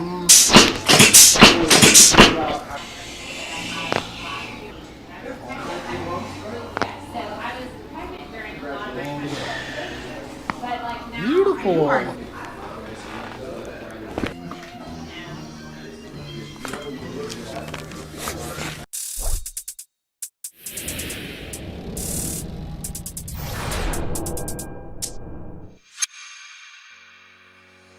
Hey everybody, how's it going? I'm Dr. David Hausman. Hey guys, I'm Dr. Zack, and I'm a board certified chiropractor of Tennessee. And I am too. So with us being board certified chiropractors in Tennessee, we actually in our training get a lot of information, a lot of schooling, and a lot of study time with vitamins. with biochemistry of the human body and anatomy and physiology and so many other things. And with that, today we wanted to talk to you a little bit about vitamin D3. Vitamin D3. Well, yeah, and a special form of vitamin D3, micellized vitamin D3. What is it? Why is it so important? And why is it better than just regular vitamin D or even regular forms of vitamin D3? So I guess we can dive right in. What does micellized mean? Micellized means there is little mouses? Yeah, little mouse. Actually, no. So actually, that means that it is surrounded by lipids, which are fat compounds. And you may have taken vitamins in your past and notice this says, please take with meal. Why is that? It's because some vitamins are water soluble, which means all you have to do to absorb it is drink water. The fat soluble vitamins, such as vitamin D and 3 others, A, K, and E, mean that you have to take a meal for the body to properly absorb that vitamin. Right. So the vitamin itself, you can take it, and if your body doesn't process that vitamin effectively, you really don't absorb a lot of it. A lot of the vitamin D that's on the market right now, vitamin D3, isn't prepared the right way. So you might be taking, for instance, 10,000 IUs prescribed by your doctor of vitamin D3, but it might be an oil form of that D3 and it isn't already micellized, so your body will absorb maybe out of that 10,000 IUs, 500 IUs. And so the potency and bioavailability comes into question depending on the form of D3 that you're actually consuming. So really the biggest thing to start thinking about is the form of vitamin D3. We should probably back up a second though and explain what is D3 and why is it so important in the body. So vitamin D in general is one of the primary vitamins for transporting things around the body into where it needs to be, such as absorbing calcium in the body. People that have osteoporosis typically have a vitamin D deficiency because their body cannot absorb the proper amount of calcium and their bones start to get brittle because your body absorbs calcium from the bones using for other things that it needs. It's also a very important, it's almost like a hormone, isn't it? Yeah, more or less, like we call it a vitamin, right? But the reality is when our body absorbs vitamin D3, it almost acts like a hormone because there's so many different cells in the human body, heart cells, some skin cells, smooth muscle cells that all have receptors on the cell for vitamin D3. And so vitamin D3 acts as an activator, if you will, where it allows those different cells in the body to be able to perform functions that they need to. So it's almost like a gatekeeper. And hormones are very much like that, in that the hormone itself can create or impede a whole other slew of processes in the body. And so vitamin D3 is very similar because it acts in that same type of style. How do we get D3? That's always a common question too that patients ask. So vitamin D3, since it's already pre-soluble, you don't have to do anything special to absorb it. It can go right under the tongue. Mm-hmm. Oh, yeah. So how we would take it. But vitamin D3. So Dr. Zack's essentially saying that the type of vitamin D3 that we take can be in like a capsule form as a supplement, or you could take it in a lipid form. And often if you take it in a lipid form, it's more readily available and it gets into the bloodstream faster because when we squirt it under our tongue, we have those sublingual arteries that are right under your tongue. So if you squirt it under your tongue as a tincture and then let it sit in your mouth for a couple of seconds, typically about 15 to 20 seconds, much of that absorbs right into the bloodstream and then you'll swallow the rest, which micellized vitamin D3 is really, really cool because the D3 molecules are actually protected by all of those lipids. And maybe we can throw up a picture here on the screen and show you kind of what that looks like, where it's encased in those fats. And so it acts as a protection for it. So when you drink the rest of that liquid and you swallow it and it gets in your stomach, the acid in your stomach doesn't break down and destroy the D3. And that's often what happens in other forms of vitamin D3 when you take it, you swallow it, in the capsule form and some other oil forms that aren't micellized, when it gets in your stomach, it just destroys much of that D3. So by the time it finally passes through your tract to the small intestine and gets absorbed into the blood, your body doesn't have a lot to actually absorb because much of it has been destroyed. D3 and sunshine, like how our body exposed to sun makes D3 from the original form of D. Maybe we can talk a little bit about that. Right, yeah. So it's a very common expression that, hey, go outside, get your vitamin D. Yeah. What does that mean though? So those UV rays, similar to plants, it's probably our most similar thing to plants, is our skin absorbs that UV radiation and the body turns the normal vitamin D1, I guess is what we can call it, into vitamin D3, where our body can properly use it. It goes straight into our blood, which also helps prevent osteoporosis. Osteoporosis And as well osteopenia, as, which is decreased bone density. yeah, and the blood thing. Arterial calcification. Arterial calcification. Yes. It's like I could read your mind. Right, That's yes. incredible. Yeah, so basically what you're saying is vitamin D3 is a vitamin. Our body doesn't make vitamins. We only get vitamins from the food that we eat. So the food that we do eat is vitamin D, which is a form of the vitamin that our body can't use. So the only way that our body can convert that vitamin D to the form that it can use, vitamin D3, is through the right amount of sunlight exposure, specifically UV radiation from the sun. And all the research shows that between the times of 11 a.m. and 2 p.m. is the peak sun exposure for where you can get the most amount of UV radiation. And the crazy thing about it is you have to get it on the core of your body for your body to be able to use that UV radiation to convert the vitamin D to the D3, which is what we want. And I don't know about you, but I'm not running around with my shirt off between 11 a.m. and 2 p.m. every day, getting my core exposed to sunlight. And it's a minimum of about 15 minutes a day, 15 minutes a day. So that's kind of crazy when you look at it. So the likelihood is if you're watching this video, you probably have low levels of D3. And the best way to check that is a functional medicine doctor, a chiropractor, or a clinic that is able to run blood work for you, like we can here in Nashville, Tennessee, and actually tell you what your levels are. If your levels are lower than 60, you are low and deficient in vitamin D3. Moving on to the next topic. Why is micellized D3 really good if you're vegan or vegetarian? It's a great question, Dr. Dave. So in the past, the majority of vitamin D3 supplementation has been mostly animal-based. However, with What kind of animals? sheep and And their wool? That's crazy. yes, So yes. most of the supplements, the D3 supplements on the market right now are sourced from sheep's wool? Ooh, funky. Micellized vitamin D3 is actually plant sourced. So because it's plant sourced, it's really, really safe, and therefore it's a great option for you if you're vegan or vegetarian.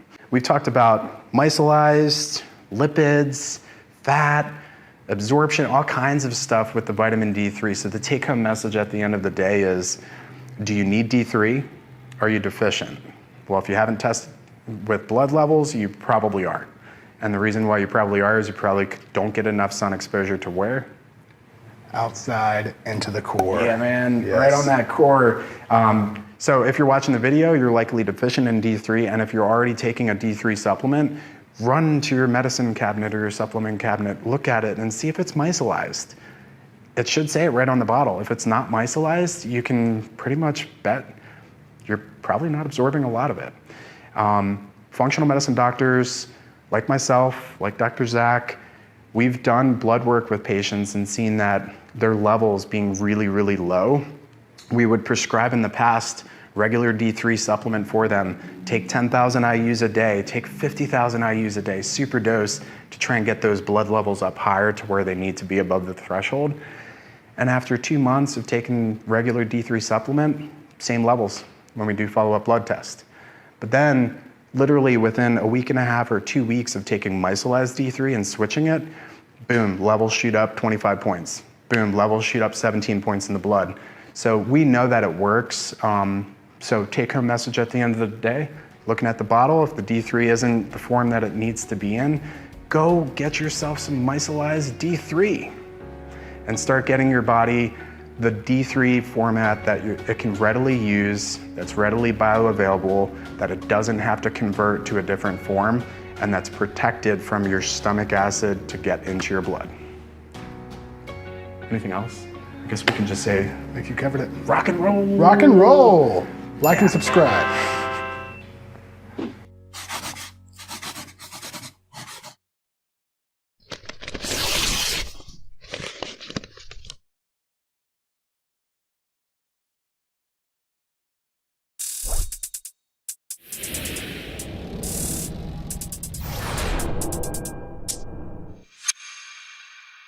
Before I became involved with chiropractic care, which was about 4 years ago, I had major symptoms, and some of the top symptoms were definitely involuntary muscle spasms.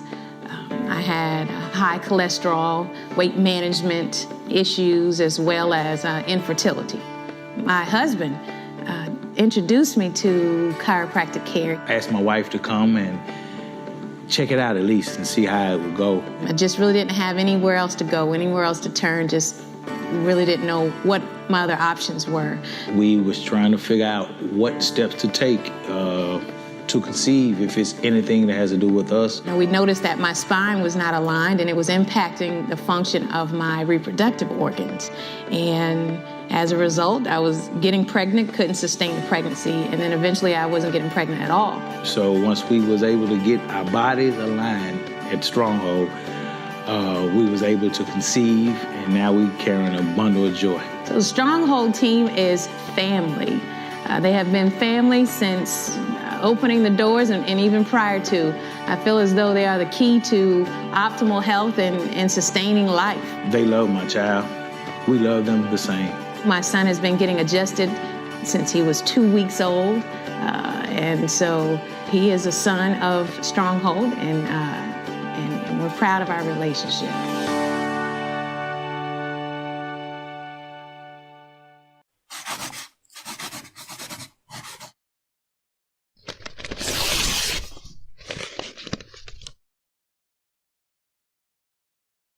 To your left.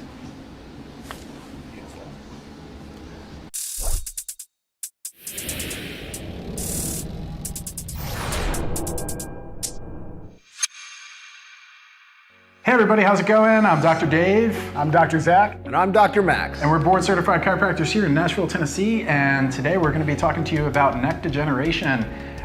You've probably heard terms osteoarthritis, degenerative disc disease, degenerative joint disease, DDD, DJD, all those terms thrown around. They're all essentially the same phenomena that's taking place where you're losing curve in your neck. You're losing the proper structure in your neck. So let's talk a little bit about that. What the heck's that even mean? Like losing curve in my neck? Losing curve. So we want it like this.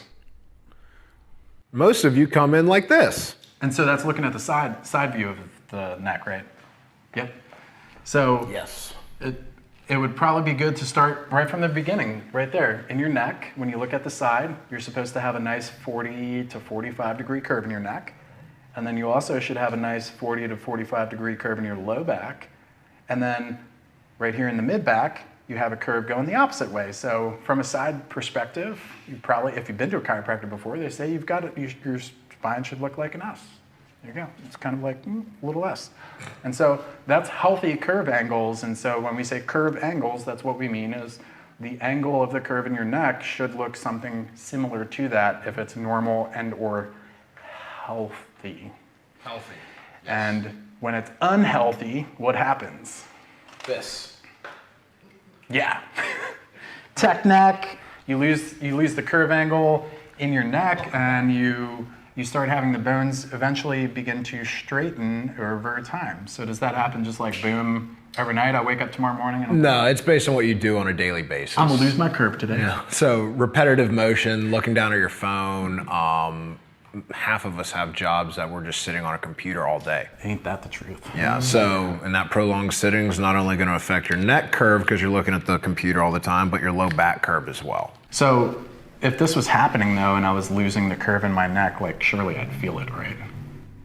You would think, but you'd feel it in other ways. Yeah. And the body adapts too. I mean, your muscles are gonna feel it, but that becomes your new normal over time. Yeah. Because it's so slow.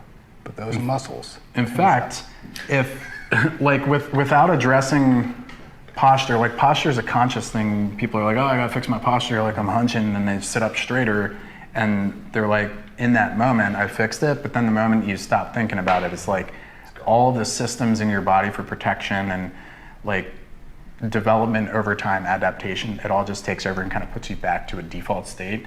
And that default state is ideally what we're looking at as chiropractors when a patient comes in for like the first visit. We want to put them in a nice neutral posture and actually take an x-ray so we can see bones. And when we can see the bones, we can tell you what the curve angle structure in your neck actually looks like. And a great video might be this video right here that we pop on to the screen. And in that video, what you're gonna see is a normal curve in the neck slowly starting to lose the curve angle and straighten, and with the straightening, all of the effects of gravity starting to cause the bones to reshape and degenerate over time. And so the point of it is that process is like over the course of someone's lifetime. So it's a slow, insidious, just like consistent progression where it's year after year after year of sitting the same way, eating the same way, laying the same way, sleeping the same way, driving the same way, right? Like all the things that we do, all just kind of like poured into one bucket, and then that's all of it together. And so might help them if we just kind of go through the stages of degeneration. Sure, why not? Stage 1, stage 2, stage 3, and just give you some visuals on what those look like. So stage 1, it's the best stage to be in because we can totally bring you back to normal. Normal is right here. Stage 1 is when you just lose the curve. So disc, still healthy, but you have lost your curve and you're just waiting on gravity to take its effect. So that one's like pure alignment and muscle. Yeah. Like yeah, muscle memory is just kind of holding you in that position. Yeah, so at that point, we do a lot of muscle work with you as well. We'll help retrain those muscles to bring that curve in. You may have some tight muscles in the front, stretched out muscles in the back. They're just ruining your posture. So we would want to restore that curve. That's good and posture. you'd be good to go. Yeah. That's good. Thank you. Thank you. Cool. All right. What is phase 2 or stage 2, Dr. Stage Zack? 2 is going to be where your curve, it's actually shown right here, instead of being straight, actually starts to reverse slightly. This is much more difficult to work with than stage 1. It's also going to start to give you some disc compression on the anterior portion of the disc, which can push it backwards, and then you'll start getting numbness, tingling in your hands and arms on a consistent basis. So stage 2 is when you start getting degenerative joint disease. That's a form of osteoarthritis. Mm-hmm. That's where the bones start to reshape. You get these gnarly, pointy tips on the bones called osteophytes, or bone spurs. You've probably heard of bone spurs before. And then also where you get degenerative disc disease, like you were saying, where the disc begins to dehydrate, lose fluid, compress, and then get sick. And when that happens, that's between the bones. It's the shock absorber between the bones. So when that happens, you definitely start losing on the side where the nerve comes out, space for that nerve to freely come out, and it starts affecting the nerves more. And then I guess that leaves me with stage 3. So stage 3 or phase 3 degeneration is when your neck curve goes straight, reverse, and then in that reverse, you really start seeing the long-term effects of degeneration start to take over. It's where your body tries fixing it on its own. So if you have a really bad damage in your neck and a bad disc compression, you might go to a spinal surgeon and they fuse the bones together for you to fix the problem. This is actually where it's been going on so long that your body is the surgeon, so your body starts doing its own fusion and mending those bones together. And then a lot of people, when you get to phase 3 degeneration, it's like, we can't do a whole lot to help you fix the structure because the structure is so badly damaged, you can't really go back. So definitely don't want to wait until you get to phase 3. I'd say most of the patients, most people that chiropractors typically see and help and treat and improve are phase 1 and phase 2 easily. Yeah, so curve angles in the spine. I'll tell you a joke. I was at a grocery store and the cashier, he's ringing up all the items for me and checking me out. This is before I got married, okay? And he's like, hey man, do you mind if I ask you a question? We got all the cashiers, all the clerks here and we're doing a poll, we're doing a survey. What's the #1 thing you look for in a woman? And I was like, curves. She's got to have curves, right? And they're like, oh, okay, yeah, she's got to have curves in this. And I was like, yeah, curves in her spine. They're like, wait, what?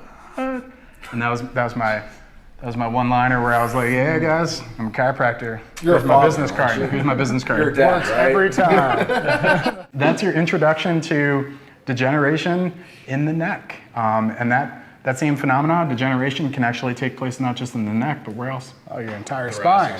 All of your joints as well. I mean, So I guess the question we can leave everybody with is, when is the best time for me to kind of check this out to see if I have that going on? Now? now. Yeah. No better time than now. It's never too soon, but it can be too late. And it's because, ooh, I like that. One more time? One more time? It's never too soon, but it can be too late. That's right, it's never too soon to give us a like, subscribe to our channel, and show us a little bit of love for the algorithm. That'd be awesome. Yeah, and that's where we'll leave it. But no, seriously, if you haven't been checked, you haven't been to a chiropractor to have x-rays taken, actually see what the structure of your spine looks like, particularly in your neck, find a board-certified chiropractor near you. If you're in Nashville, Tennessee, feel free to come see us. We'll see you guys on the flip side.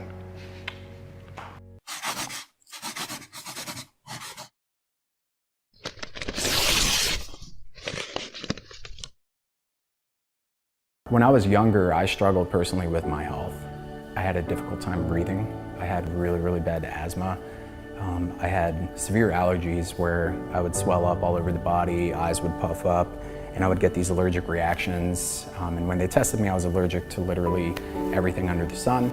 So I was on 2 allergy medications, 2 different asthma inhalers, nasal spray, and I continued with that from when I was roughly 3 years old all the way up until 17, going on 18. So my childhood, I never had that thing that I'm so passionate about, which is health, you know, and it's a birthright. You're born with it, and somewhere along the way, just like when you're a kid, you believe you can do anything and be anybody, and somewhere along the way, someone tells you you can't. Well, with our health, and with me particularly, I never really had a choice because I didn't know any better. I just started expressing the symptoms and there was something wrong with my body. But all the way throughout my childhood, struggling to breathe, not being able to play sports, there wasn't ever a doctor that was helpful to show me what the cause was. It was always another asthma inhaler, another medication.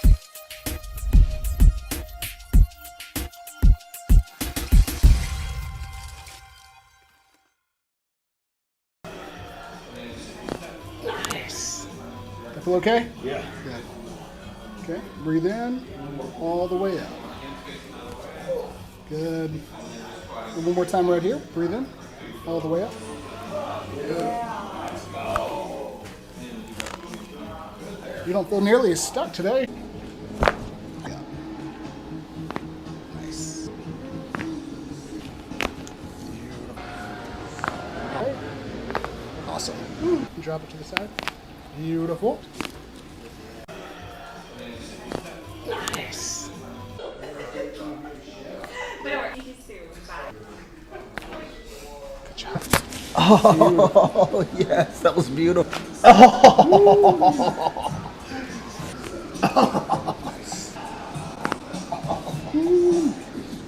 Nice. Nice.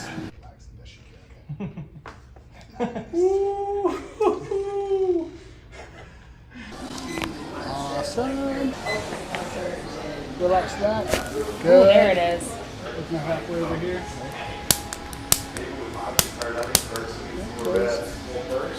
Okay. Right. Good. Nice. Yep.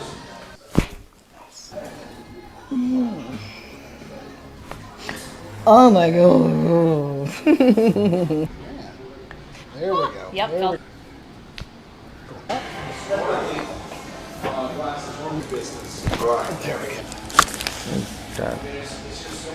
Nice. Awesome. Good. All the way up. Awesome. Back.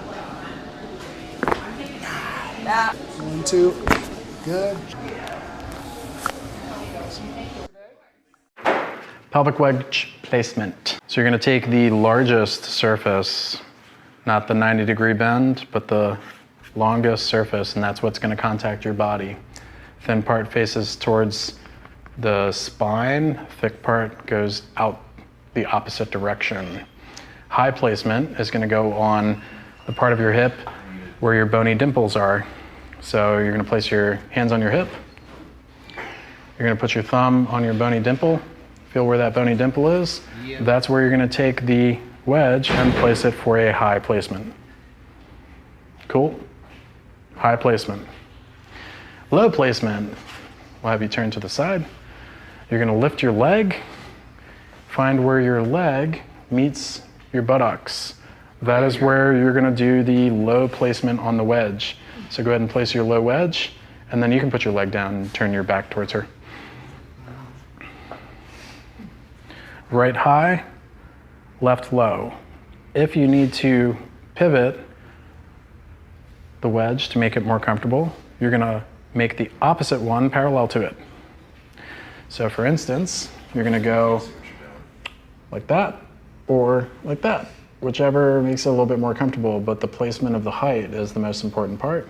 High, low. Left high, belt line, right low. You're gonna wanna put it on the bony notch where your leg meets your hip. Right in the glute fold, low. High placement is gonna be where those bony dimples are on the back part of the hip. Cool?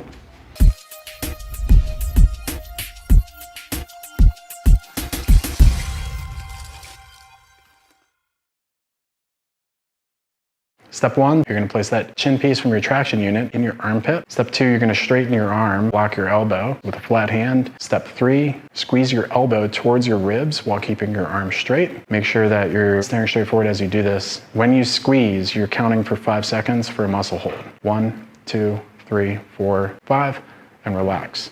1, 2, 3, 4, 5, and relax.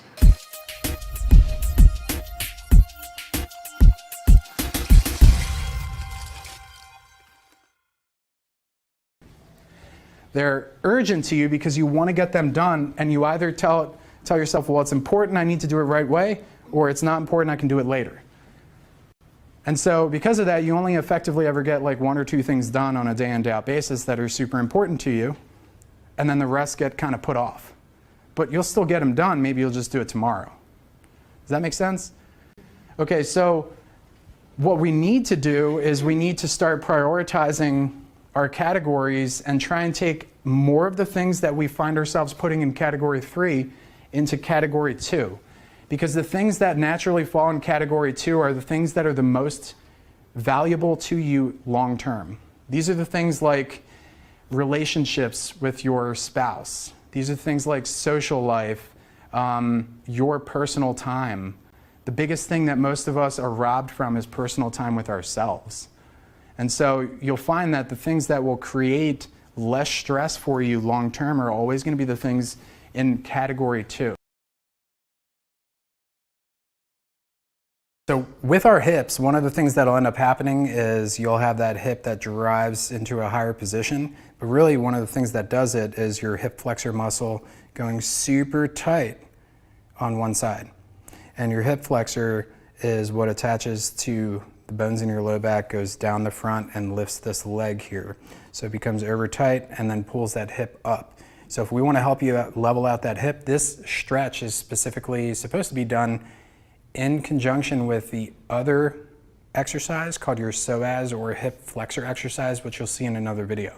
But to do the stretch on that high hip, we want to stretch that psoas muscle out to help level out the hips. So this is a lunge exercise. You probably have seen this before. But to do this exercise, ideally you want to get yourself a chair. And for that chair, you want it to be so that when you put your foot up on the chair, it's close to your knee being at the height of your hip. So that's pretty good for him. And what we're going to do is we're going to put our hands on our hips for stabilization. We're going to bring that back leg back, back, back. And then we're going to make the back leg nice and straight. We're going to keep the torso in a nice upright position, and we're going to lunge into the direction of that knee, and then you're gonna hold it while arcing those hips forward. And you should feel this right in that hip flexor region. Should feel a nice stretch in there, and you're gonna try and hold this for a 45-second to a minute hold. And some of us might only be able to do this for like 20 seconds. Ladies that do the yogi, all the yoga exercises, you probably can do this for like 3 minutes, but ideally 45 seconds. And if you do it on the side where you really need it, you'll feel it pretty quick. So 45 seconds to a minute, this is your psoas stretch or hip flexor stretch exercise. So basically what you're gonna do for this is you're gonna take this foot, cross it over this foot. You're going to you put your hands flat on the floor just for additional support. You're gonna lift your legs up, and then you're gonna press them into the side of the wall as hard as you can press while maintaining that height. And breathe through it. And you're gonna try and hold that height with your heel, so don't let your legs go any lower than that. But maintain that pressure where you're pressing into the wall. Where do you feel that, Zach? My core. Where else do you feel it? Low back, legs. Right on that QL muscle? Yeah, my QL, shit. Yeah, so this is gonna work a lot, but it's really gonna work that QL. Especially when you do that side motion with the leg cross. So you might even go down just a little bit lower. So you're like an inch off the floor and then press to the side in the wall. And that's where you probably are gonna feel that QL the most. And relax.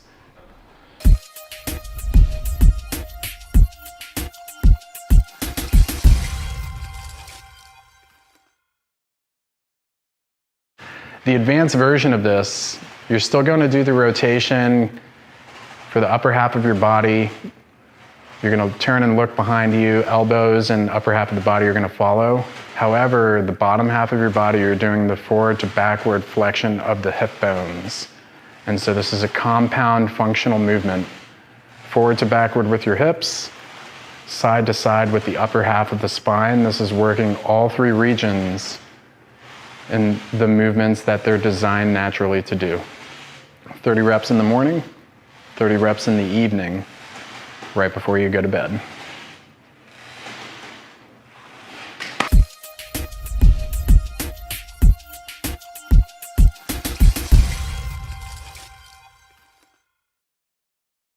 Rotation side to side, hand over hand, an elbow formation. You're gonna turn and look behind you, turn and look with your head.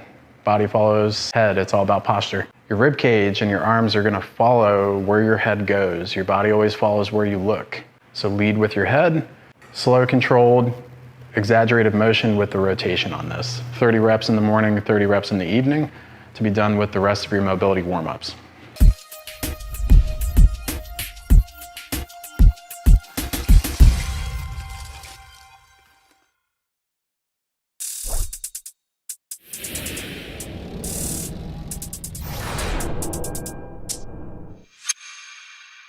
Yo, guys, welcome back to our show. Okay. Hey guys, Dr. Zack Farmer here. Dr. David Hausman. Yeah, and welcome back to episode 75 of Why. Why? Why? Yeah, this is the Why series. And so the why question we're gonna be answering today is an infamous why question. This is a why question that's infamous in everybody's life. Why I got neck pain? Why? Why does 90% of America walking around end up having neck pain at some point in their life? Well, let me ask you a question. What do the majority of people do about 2 to 3 hours a day minimum? Maybe this. Yeah. How many people in your Or like this. in your daily life, in your family group, in your friend group, have a cellular device? I'd say the majority. Right? Everybody. Yeah.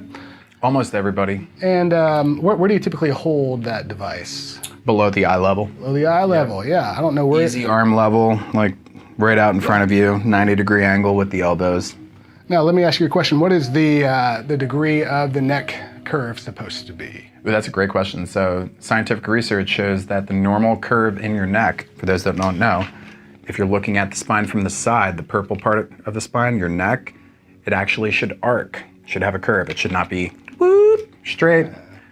That's a bad Why ugly not? tech neck. Wait, don't we want our spine to be straight? No. Well, you want your spine to be nice and straight from the front. Okay. And if you ain't, that's called scoliosis or lateral curve in the spine. We don't like scoliosis. All right. But if you have it, we still like you. We can help you. From a side view, though, you're supposed to have curves. So nice curve here, nice curve in the blue part of the spine where your ribs attach, and then down there in the low back, the green part of the spine. That's your lumbar spine, low back. Your lumbar spine and your neck should both have similar curves, right? So that's facing forward, that's facing backward. So you're supposed to have this nice arc, to answer your question. Okay. We call it the arc of life, because all the information, the life that your brain sends down your spinal cord has to flow through that arc before it ever gets out down there. Vital organs, heart, lungs, stomach, you know, all that kind of stuff. Okay. Anyway, it's supposed to be a 43-degree arc. 42 to 45 degrees is what the research shows, and that's based off of the angle that each of those little purple bones sits on top of one another at. 7.5 degree angle, roughly speaking. Yeah. Okay. So whenever we lose that curve or we start to have a straighter neck, what is that doing to us? Why do we have pain? Well, I like to explain it like this to patients. So when you start losing the curve in the neck, you carry around a bowling ball all day long, right? It's called your head. Most people's heads. And that big skull up there weigh anywhere from 14 to 16 pounds, maybe 18 pounds if you're super smart. So that big bowling ball head has to be carried on those neck bones. So the arc up there, an arc is a very strong structure. When you push down from the weight of gravity carrying that head, if you have a good arc structure, you would have to apply so much downward force that you would fracture and break these bones before the shock absorbers in between those bones ever herniate. So before you ever have a disc herniation, if you have a healthy curve, you would have to break the bones to have a disc herniation. So basically what that means is with a healthy curve in your neck, you're never gonna have a disc herniation. Okay. So what happens is you start losing the curve, gravity starts pulling everything forward and you get that straight neck, it totally throws off all the biomechanics. So now if I'm pushing down, boom, it just stacks all of the weight through those bones and it puts all the weight on the front on the disc. So you start having weaker areas in the neck that begin to buckle over time. It's called disc compression and disc herniation. Here's another way to think about it. Structure, right? My car, everybody drives cars. So if you're driving your car and your car's wheels are 1 degree out of alignment and you keep driving 40,000 miles, does the tread on the tires evenly wear? I don't believe so. No. You're gonna have like a bald spot on one part of the tire, and so the tread's gonna unevenly wear, and you're gonna have certain spots on the tire that will be weaker spots, even though the tire is the same age. Okay. I can't tell you how many times we've had patients that have come in and they're like, I went to orthopedic and he said I've got osteoarthritis in my neck. And I say, oh, well, why do you have osteoarthritis? And they go, oh, well, the doctor said it's just old age. I'm like, so does your entire neck hurt or is it just that one spot? They're like, just that one spot. I'm like, do you have osteoarthritis in your entire neck or just that one spot? They're like, just that one spot. I'm like, but if it's old age, then why don't you have osteoarthritis on all the other levels? And it's not because of old age, it's because of bad structure over time. Similar to like the wheels on the car being out of alignment. So the same story here. 90% of America has neck pain because of structure and alignment issues in the neck that have gone undiagnosed. Gotcha. Which begs the next question, well, how could it have gone undiagnosed for so long? Well, did you go to a spine doctor or to a pain doctor? Or maybe they just don't have pain yet. Yeah. Right? Yeah. So this whole tech neck phenomena where you lose the curve in the neck is a slow process. It's not like you wake up one day and you're like, yeah, I'm gonna lose my neck today, lose my neck curve. It's a slow process where gravity just starts pulling your head forward, and little by little, over time you build muscle memory around that posture, like that. Okay. So 12 years go by, 15 years go by, and then eventually it's been stacked in a bad position for long enough, now you start having pain, right? Yeah. So, makes sense. Another cool fact about pain in general, about how much of our nervous system actually experiences pain. Oh, yeah, so speaking to that, you can have pressure on a nerve. Sorry, I was tightening the bolt. The hip is like literally falling out. You don't want that to happen to you. Nervous system, how much of the nervous system senses pain? Yeah, why don't you have pain every time you look forward? So research shows that out of all of the nerves that we have in our nervous system, which I think is close to about 48 million nerves in your nervous system, only about 8% of them roughly sense pain. Oh, okay. So you're saying I can have... It's like a bulk of the nerve function. You could have pressure on a nerve coming out of your spine, and it could be compressing that part of the nerve that isn't pain nerves. And so there's a lot of us that are walking around with damage on nerves, and we don't know it because it is affecting nerves that aren't pain nerves. Wow. Yeah. I feel like I just learned something. Yeah, I hope you did too. Yep.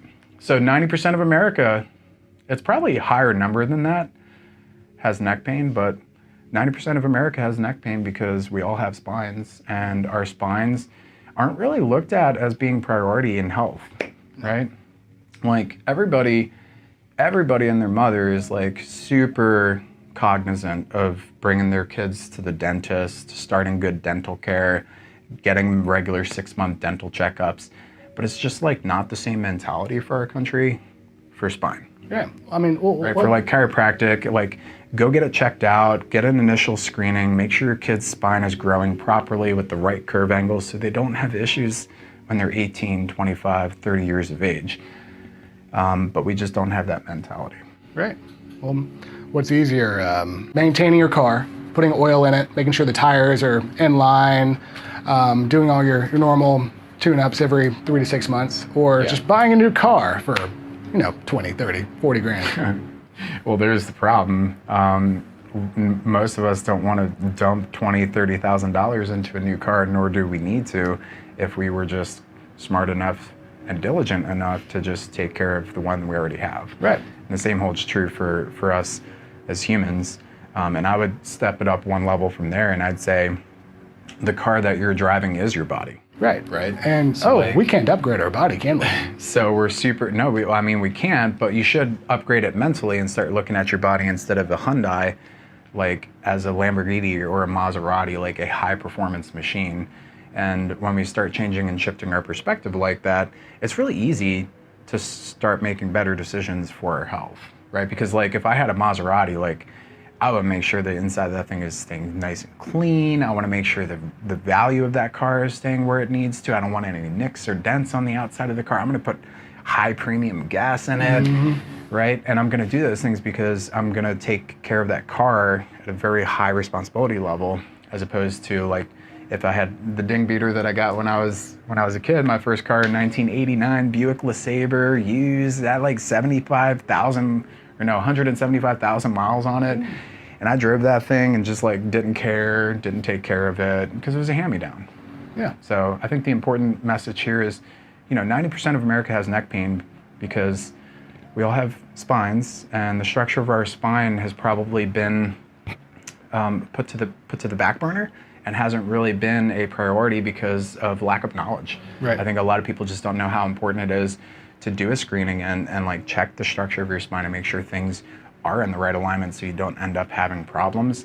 And then for others of us, it's already gone on long enough that we are having problems, and now we're kind of behind the 8 ball trying to figure out how to take care of the pain problems now. And unfortunately, we're taking probably extreme measures to do that because we don't know chiropractic care can help us. Right. Yeah. Why not just take a Tylenol and turn off that check engine light? Or actually fix the Just cover problem. up the check engine light with black tape. Exactly. Now we can get into that on another video, but I mean, yeah, it's absolutely 100% true. So take care of your Maserati, your, Lotus, your whatever fancy car you identify as. Take care of that fancy car, take care of your body, and make healthy decisions for your health. You gotta drink healthy water, eat clean organic food, exercise and get movement in your body, take care of your teeth. Taking care of your spine and your nervous system, though, probably trumps all of those. So if you haven't started that journey, start it today. Yes, today, right now. There you go. And that's why 90% of America has neck pain. So if you've enjoyed this content, please like and subscribe. Help us with the YouTube algorithm, and push the bell so that you get notifications. So every time we drop new videos, you guys are the first ones to see it. Awesome. Thanks for watching, guys.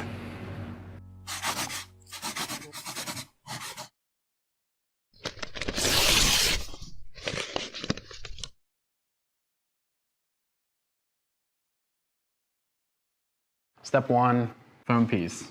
Step 2, feet against the wall.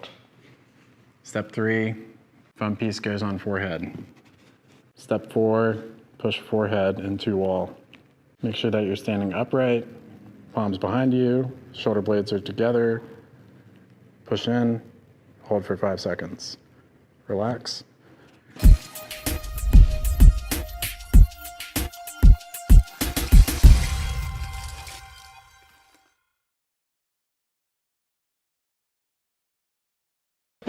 Slow, controlled movement side to side. You're taking your elbow and touching it to your hip bone, not by rocking your shoulders side to side per se, but more so focused on pushing your hip bones on top of the mobility cushion side to side. This is all about forced, controlled motion in your low back by moving and controlling your hips, and the rest of the body follows.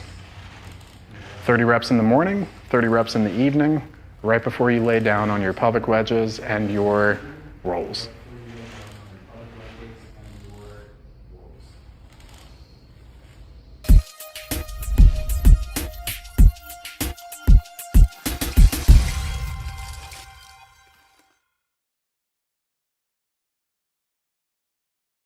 Hands mid-thigh, you're taking your elbow and you're rocking it to your hip bone.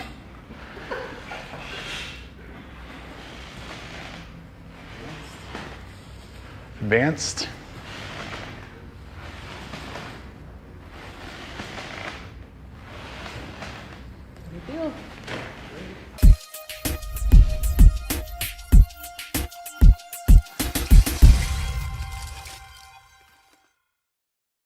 This is Dr. David Hausman with Stronghold Health, and we have Sky Michael here with us. We're going to be discussing a little bit about his experience with our soft wave therapy device here in our clinic in Nashville, Tennessee. Well, I mean, I had relief from the very first time. I'm always skeptical just because until I have proof. So for me, the proof is in the putting some non-pain in my back. Right, there you go. But, about 20 years ago, I got hit by a truck 55 miles an hour. I was dead still, yeah. Car accidents are no joke. So you've seen my charts and my hips, which look like that instead of that. Mm-hmm.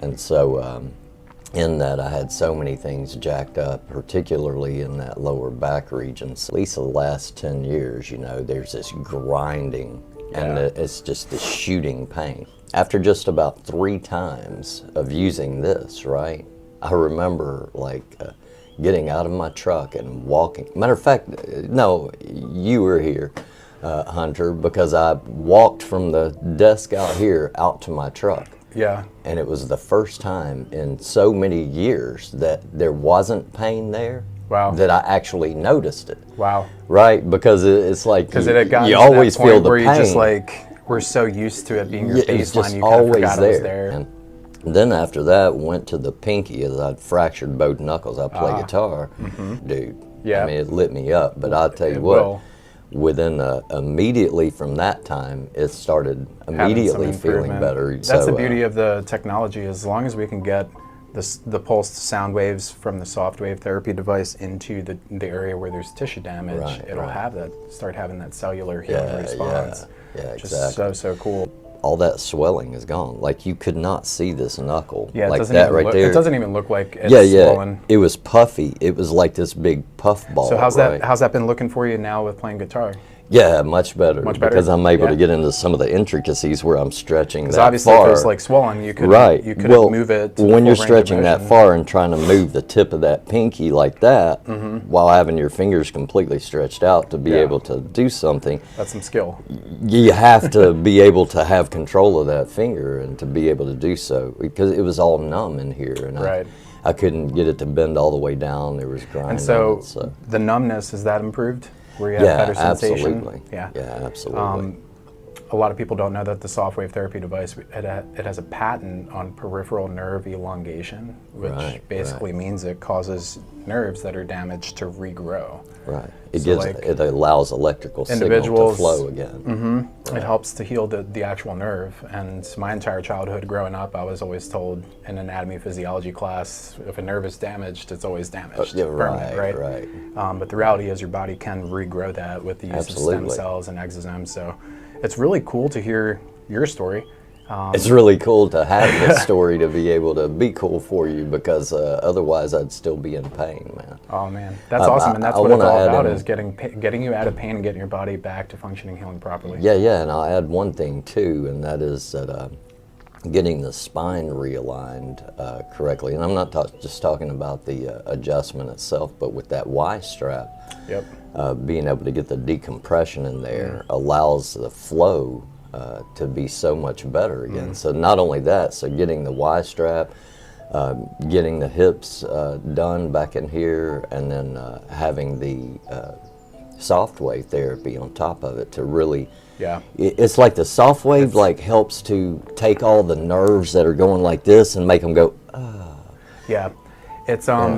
It's interesting because we have so many patients that are just chiropractic care, decompression, a lot of the other services that we provide, but they haven't touched this yet. And it's because in part, they probably don't realize how integral and important it is for the soft tissue part. So what you're talking about is alignment, get the bones in the right position, get better movement in the joints, chiropractic care, get the hips realigned, decompression, Y strap, take pressure off of the discs.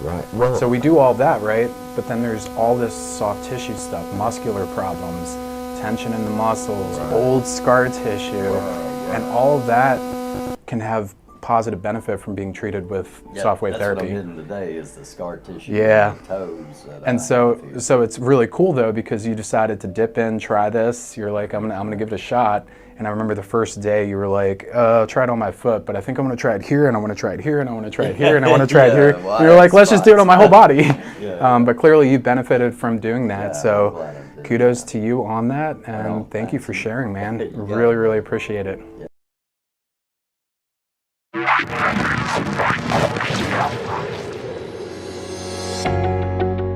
Hey there, this is Dr. David Hausman with Stronghold Health, and today I just wanted to share a little bit about spinal decompression with you.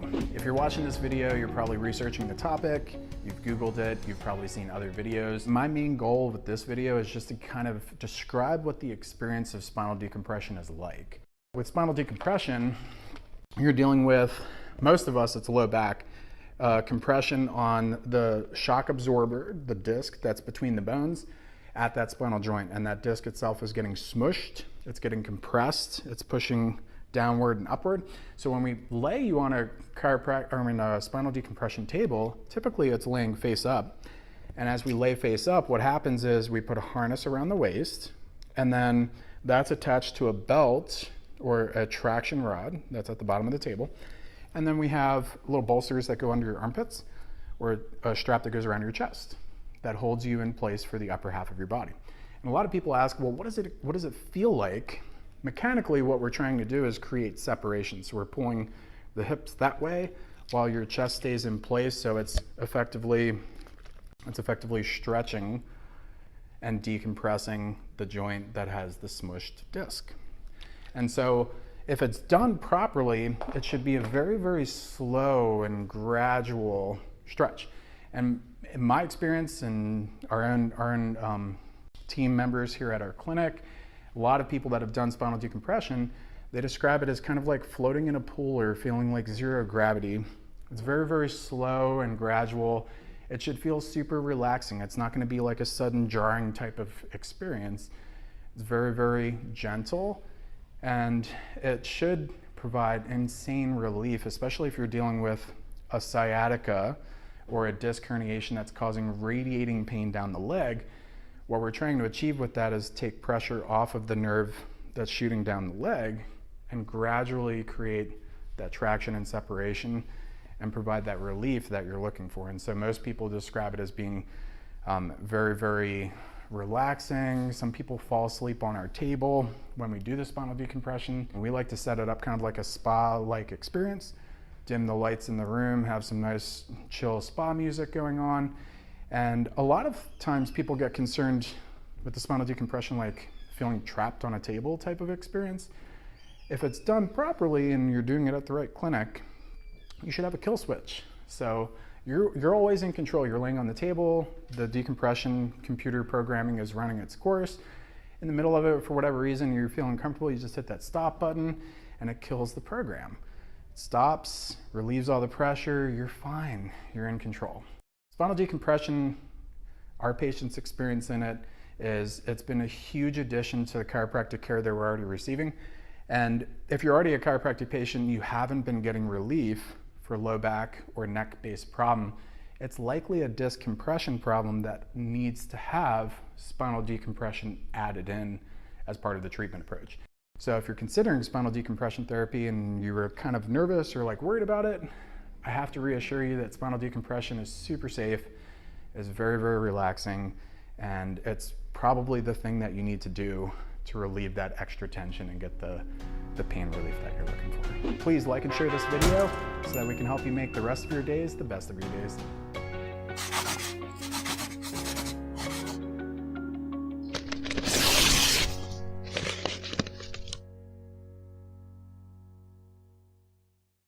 Hey everyone, as a chiropractor, I typically see patients with poor posture on a daily basis, people suffering from tech neck. So we're gonna go over some quick tips to help you. 1, keep your shoulders back. 2, keep your chin from going too far forward. 3, keep your feet flat on the ground. Now, if you sit at a desk for your work on a daily basis like half of Americans do right now, get up, stretch your shoulders, stretch your neck. Your body will thank you. One more time, 3 tips. Shoulders back, chin back, feet flat on the floor. Like and follow us for more tips like this.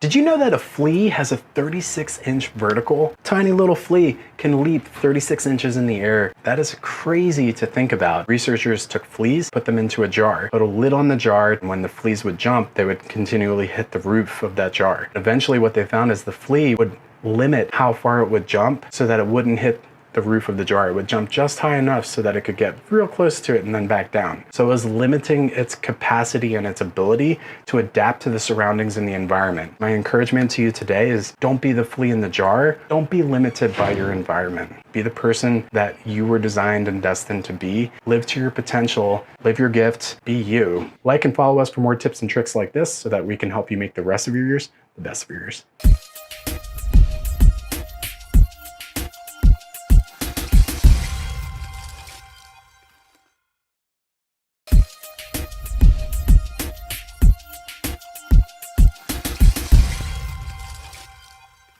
Before I became involved with chiropractic care, which is about 4 years ago, I had high cholesterol, weight management issues, as well as infertility. I just really didn't have anywhere else to go, anywhere else to turn, just really didn't know what my other options were.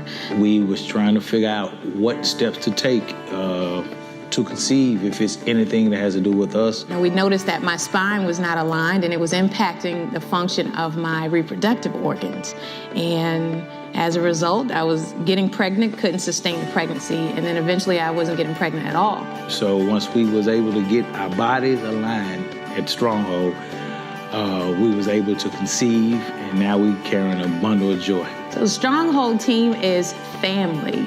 I feel as though they are the key to optimal health and sustaining life. They love my child. We love them the same. My son has been getting adjusted since he was 2 weeks old, and so he is a son of Stronghold, and we're proud of our relationship.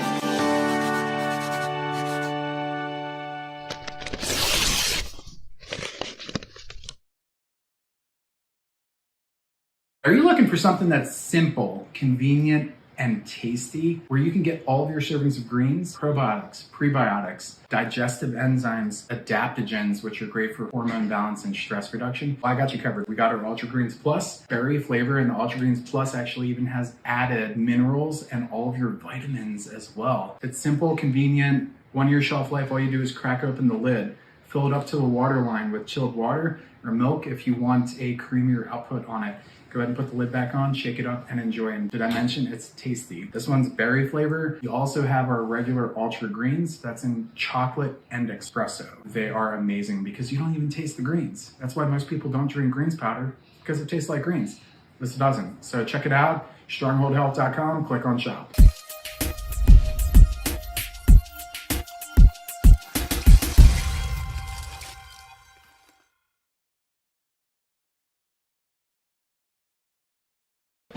Slow, controlled movement, side to side. You're taking your elbow and touching it to your hip bone, not by rocking your shoulders side to side per se, but more so focused on pushing your hip bones on top of the mobility cushion side to side. This is all about forced, controlled motion in your low back by moving and controlling your hips, and the rest of the body follows. 30 reps in the morning, 30 reps in the evening, right before you lay down on your pelvic wedges and your rolls.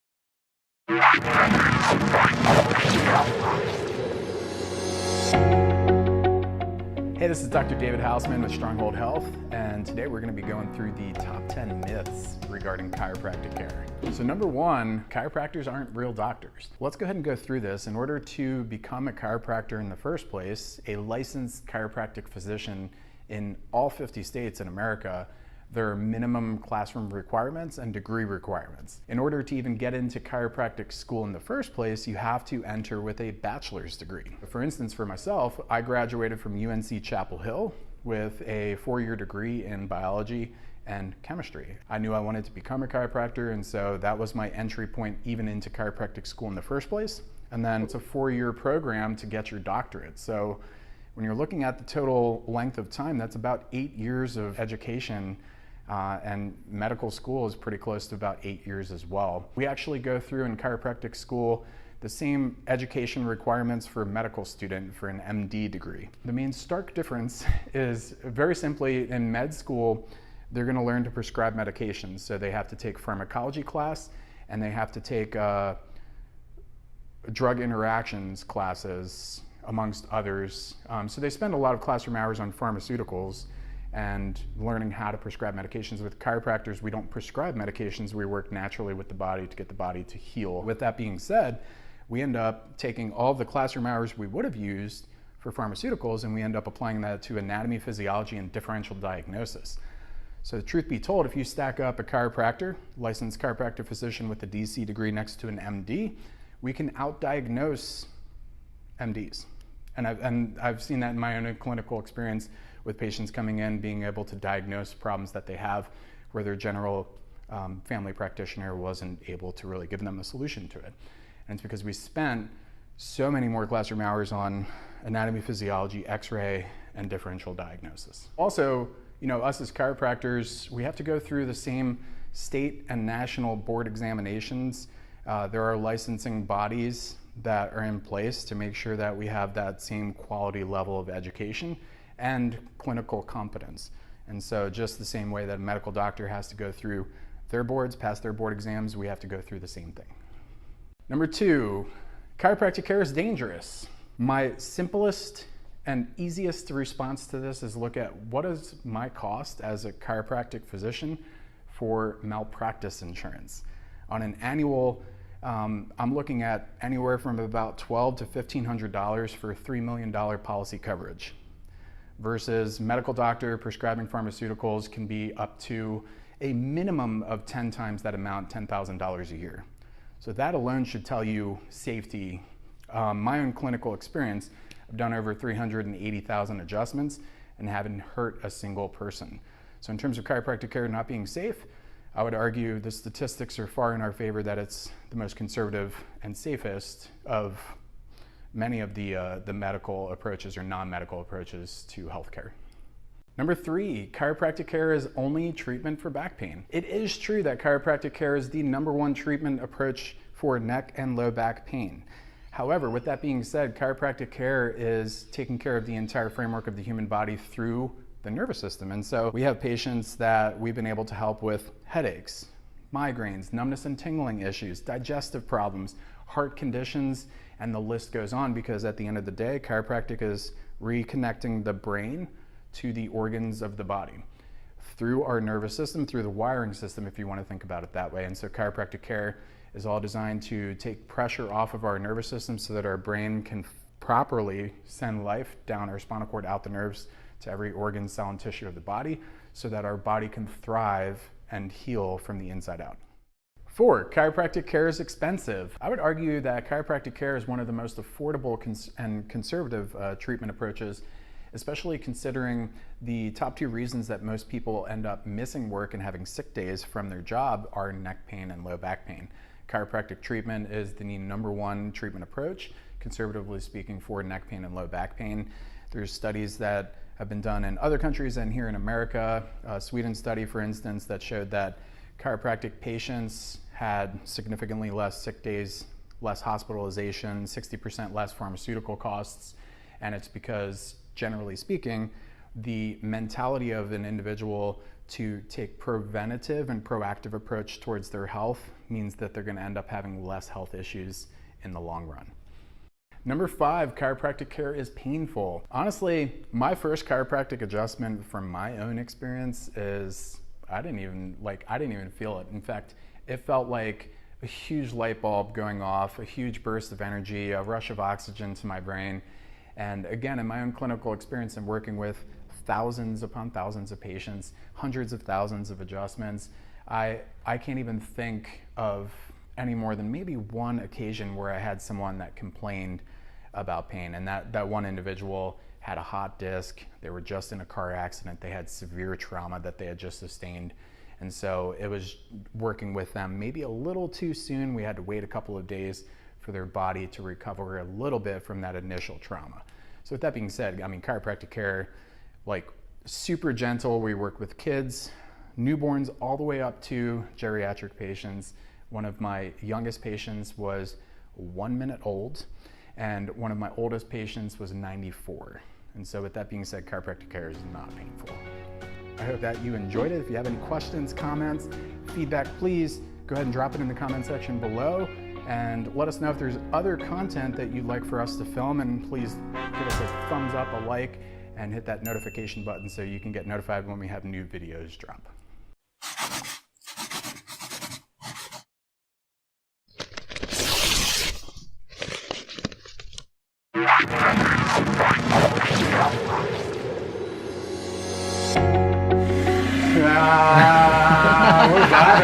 We're vibing on the vibe platform. We're doing our weights, and in today's video we're going to talk to you a little bit about weights, weight configurations, why they're so important, how that has to do with muscle rehab, and then vibe platform. So we're just, we're having good vibes.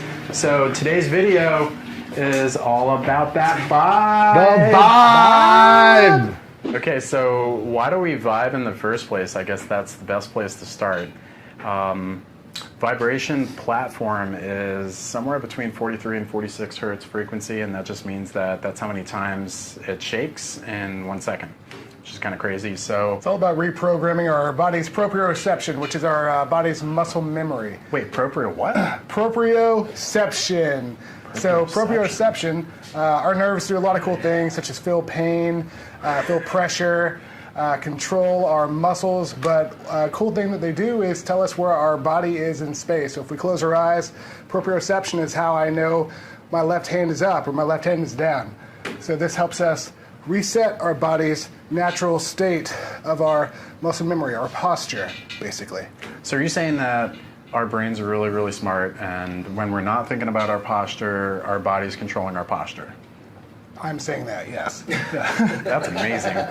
And the fact is, this actually happens 2 times a second, every second, without you thinking about it. There's a part of our brain called the cerebellum, and the cerebellum is the balance portion of the brain. And basically what that part of the brain does is it acts like a computer, and it takes all of that nerve input from these proprioceptive nerves, right? So these not pressure nerves, but space orientation nerves. It takes all the information from that, and it filters that information, and then 2 times every second, without you thinking about it, it's modifying your muscle tone to keep you centered in space. So it's always trying to keep like our head centered above our tailbone and trying to basically adapt us to the environment that we're in so that we're not falling over and we're not jellyfish. So proprioceptive nerves, the Vibe platform takes that response from 2 times a second and it actually amplifies it. It increases it all the way up to about 43 times a second.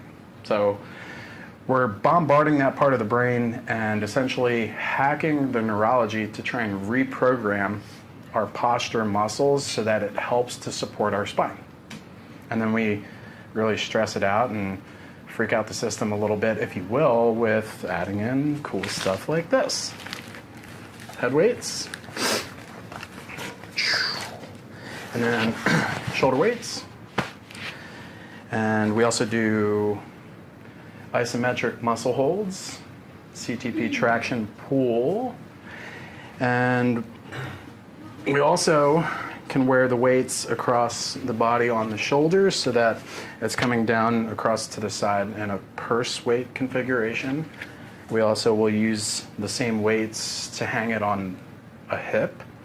We'll hang it on the front or the back of the hip girdle. And all of these different weight configurations, basically what we're trying to achieve is we're trying to stress like the weaker muscle groups, right? So that we can get those muscle groups to activate while you're on the Vibe platform and all that new nerve data is going in. So the brain's like reinforcing that posture so that when you get off and you go home and your spine's in a better position from getting adjusted, it actually starts to retain that position. That's where the muscle memory component comes in. So why Vibe? That was the answer, man. Yeah, okay. That's a lot. That's a lot of information. Yeah, in so few words. But yeah, and then also the Vibe platform feels really, really good. So unless it tickles a little you have incontinence issues, it might make you need to use the bathroom. Or if you have really bad like sinus drainage, it will help to drain some of the sinuses. But outside of that purpose for the Vibe platform, vibration therapy is also like really, really good for small supportive muscles. So like if you work out on a Vibe platform, and normally on regular floor you could do like 30 push-ups, it fatigues the muscle 3 times as quick, I believe, on the vibration. So on a Vibe platform you might only be able to do 10 push-ups. Like if your feet and your hands were on the Vibe and you were trying to do push-ups the whole time because you have all those small stabilizing muscles that have to like kick in from the vibration. Originally when chiropractic biophysics, Pedabond, different chiropractic techniques were doing a lot of this muscle rehab research, they were originally having people wear head weights and body weights on a treadmill, and they had them walking on a treadmill for about 15 to 20 minutes, and that's where they noticed they were getting really good improvement with muscle retention for retraining the muscles. And so then someone smart along the lines, it wasn't me, I didn't come up with this, was like, hey, vibration therapy fatigues the muscle 3 times as quick, so if 15 minutes walking on the treadmill can do it, we can do it in 1/3 of the time on vibration. And then with the research, they discovered the vibration actually increases the retention of that muscle memory because of the proprioceptive nerve input and bombarding that part of the brain. And that's why we give you one of these to take home. You don't have a vibe plate at home. None of us do. Maybe Dr. Dave does, but I actually do. You do? Yeah. Doesn't surprise me. Of course. But yeah, so if you don't have a vibe plate at home, you can use this and effectively retrain your muscles in your neck to help pull your head back. You just got to leave it on for a little longer, maybe like 10 to 15 minutes. You can do this while doing various tests. You can even sit on your couch with it, honestly. Dr. Dave used to ride around to school. Yeah. But when I was going to chiropractic school, so it was like 1998 Lincoln Town Car, riding around in style. I remember one time I pulled up to a red light, looked over. At the time I was a single guy, right? So gave the girl the nod, and she was like, you know, sitting there driving with headlights on. But can we do this laying down? Probably not. No. Just sitting on the couch, upright position is totally cool. How about, I'd say the best time to do it at home is probably like when folding laundry. Cooking. Cooking. Although you standing. Yeah, you don't want to be looking down while you're doing it. Yeah. So folding laundry. You can look down. So you're texting like this because I know everyone's doing it correctly now. Yeah, right. Yeah, the big thing with it is when you're wearing the head weights, it's like you're just like doing whatever task you would be doing otherwise. You just don't want to be looking down the entire time. So like you can look down, you can look to the side, you can be sitting working at a computer if the computer is in like a decent position where you're looking somewhat upright. You just don't want to be putting yourself in a position where you're reinforcing really bad technique or horrible posture for the entire time you're wearing it. And then how long should we wear it at home? Probably 10 to 15 minutes. Yeah. So like just like the research on the treadmill. Just long enough for your spouse or kids to make fun of you. Just long enough for that. At the office, we also, right after you get adjusted in the adjusting bay, you probably noticed the little thumper gun. The arthrostim, I believe is what it's called. And the arthrostim, we actually use that to prime that part of the brain, the cerebellum, to make the vibe platform that much more effective. So shared loading, how would you describe shared loading? Shared loading is, so in your neck you have multiple segments, you have 7 different vertebrae, and you have a ideal curve in your neck. We typically talk about that, your first, second, third appointment. You should have a C curve in your neck. And it's like trying to do it the wrong way. Like this, yeah. And the typical person with neck pain tends to start to lose that curve, and the shared loading happens right at the apex of that loss of curvature. So that's where we're really starting to get that curve back into your neck. We're pushing those facet joints where those proprioception nerves are, right, in those joints. We're moving those back to where we can get that ideal curve in your neck and have the ideal posture. Wow, that was a great adjustment, Dr. Max. Are we done? Oh no, Dr. Zack, we've got one more thing. Oh, face the adjuster gator for me and look down. Okay. And this is the arthrostim. What we're doing here is bombarding the proprioceptors in your facet joints to help reset the cerebellum, the balance center of your brain. Wow, I feel balanced. You look balanced, Dr. Zack. You too. Thank you. You're welcome. Yeah, so when we do the arthrostim right at the end of the adjustment, digital motion x-rays actually show that it restores the curve temporarily. So like live motion x-rays, like if we were doing a video of the actual bones, when we're doing that arthrostim on the back part of the neck, we're doing 6 impulses per second typically. Like Dr. Zack said, we're hitting the back part of the bone and we're driving the bone forward on top of the bone below it, and when we do that, it stimulates those nerves in the joint. And those are the same nerves that we have on our feet, the proprioceptive nerves that have all of that input to the balance part of the brain. But at that impulse of 6 impulses per second, when we do it that way, the research indicates it basically fatigues the cerebellum, it fatigues that part of the brain temporarily. So over the next like 7 to 15 minutes is a prime window where you can actually reprogram that part of the brain, which is why we want you to do the Vibe platform right after that. Yep. Cool stuff. Cool. Very cool. So, if you see us in the adjusting bay and we've got good vibes, that's because we spend hours a day when you're not here, and the office is closed and you're not getting adjusted, and in between hours, we're on the Vibe platform. This is our happy place. We don't go home. We just chill. We literally vibe all day long. We do our exercises. We do our CTP traction, and we do our head weights. Oh, double chin. Keep the double chin. Pull the head back. 5-second hold. All right, peace out, kids. We're all vibing out doing our weights. In today's video, we're going to be talking to you a little bit about weights.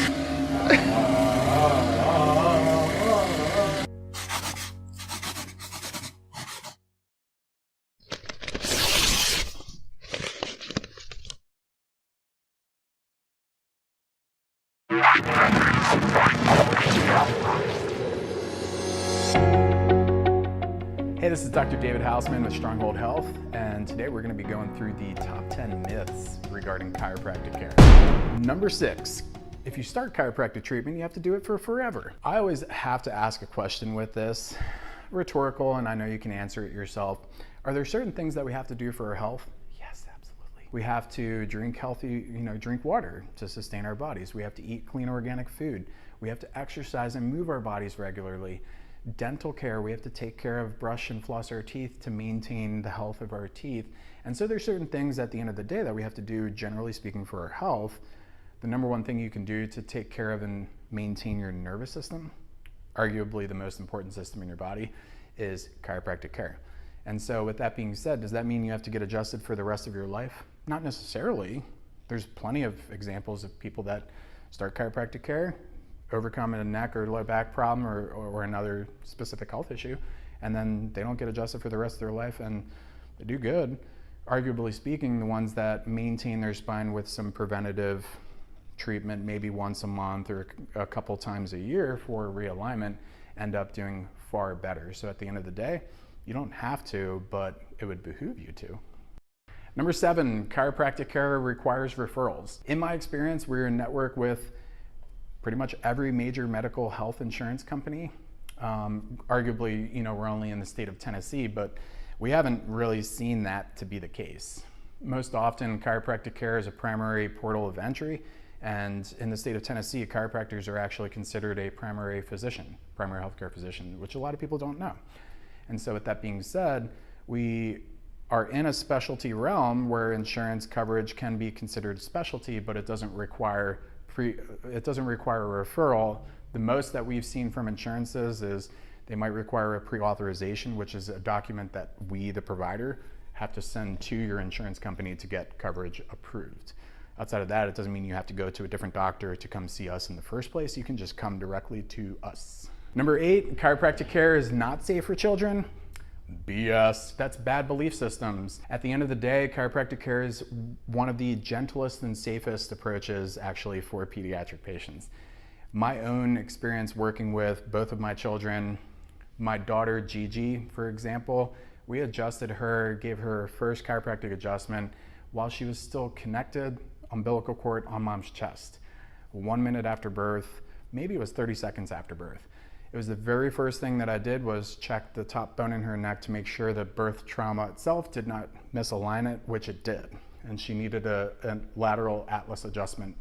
And so for pediatric patients, it doesn't require a lot of force. It's not snapping bones like you see for adults. It's often the same amount of pressure as testing the ripeness of a tomato for the amount of force. It's very, very gentle.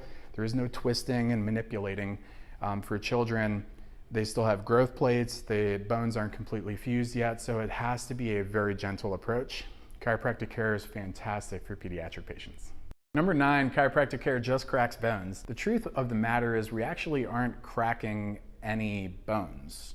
I think in people's heads when they hear the crack noise, they think a bone is snapping or a bone is rubbing on another bone, creating a pop noise. What actually happens is when we move a bone on a joint, how it articulates with the bone above or below it, your body has a joint capsule that's full of fluid and air gas. And so when we move a bone and realign it back into the right position, just like when you pop your knuckles, you hear a pop noise. And that pop noise is actually carbon dioxide or gas releasing or escaping very quickly from the joint capsule itself. So the pop noise is just the side effect of realigning the bone.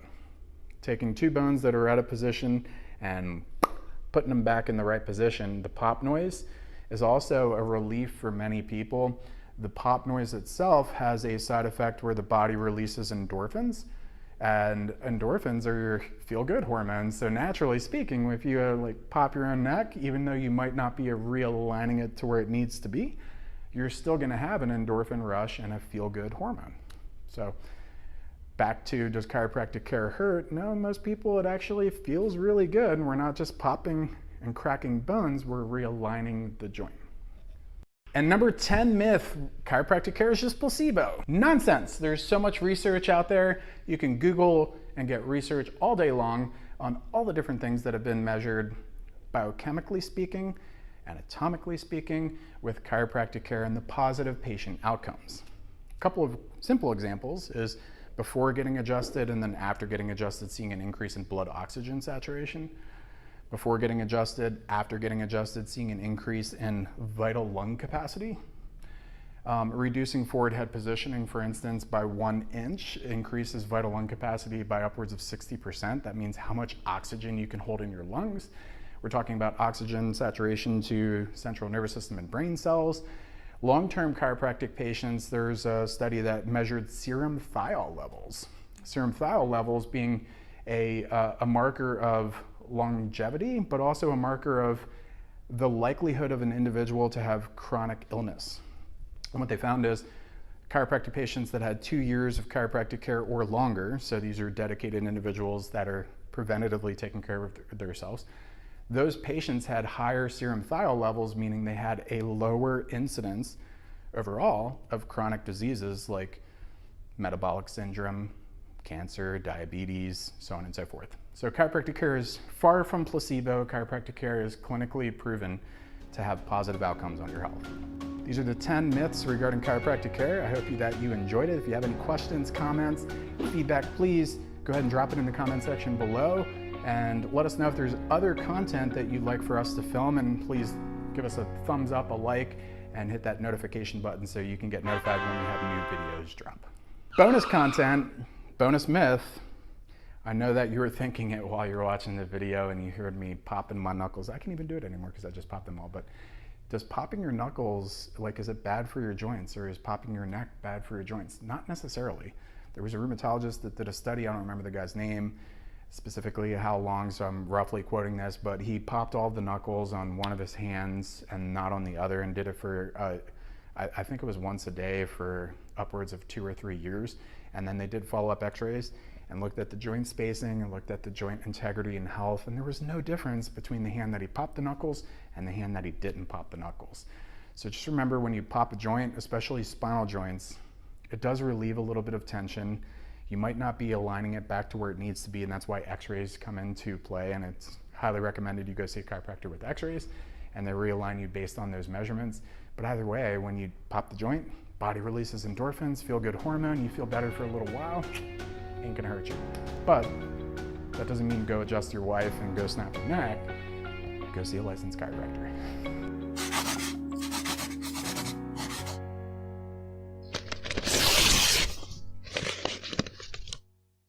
Can live 40 days without food, 7 days without water, 5 minutes without oxygen, but you can't live a single second without nerve supply. It's the most important thing. Chiropractic care, when it's done properly, allows your brain to fully and truly communicate through your nervous system, like wires, coming out to all of the organs, every single cell, tissue, and organ in your body, so that your body can function, heal, and design the way that it's supposed to. One of the most amazing things that we get to see take place with patients is when their body starts to heal and work the way that it's designed to, the pain they came in with, it's not about the pain going away, it's about them being able to do the things that they love. And that's my favorite thing, is when I have a patient tell me, I haven't been able to tie my shoes in 2 years. Such a simple thing, like being able to have the joy of bending forward without the pain, tie their shoes, or better yet, I was able to stoop down and actually pick up my grandson the other day. Like, that's incredible.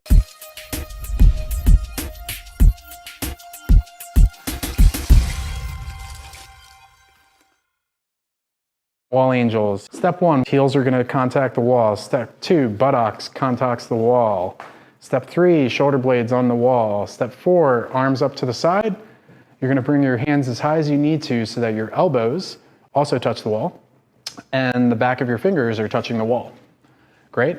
Head is gonna rest on the wall the entire time. Then from the front view, this is gonna look like slowly lowering your elbows until you get to the point where you feel that one of those two hands is pulling off the wall. When you get to this point, you've gone too far. So you're gonna go up just a smidge higher so that you can maintain contact with all of the points. Fingers, elbows, head, buttocks, heels, all touching the wall at the same time. And then you're gonna hold this at the lowest possible point for 45 seconds. Well, starting with 20 seconds and eventually working up to 45 seconds. Wall angel. Are we good now? Yep. Yeah.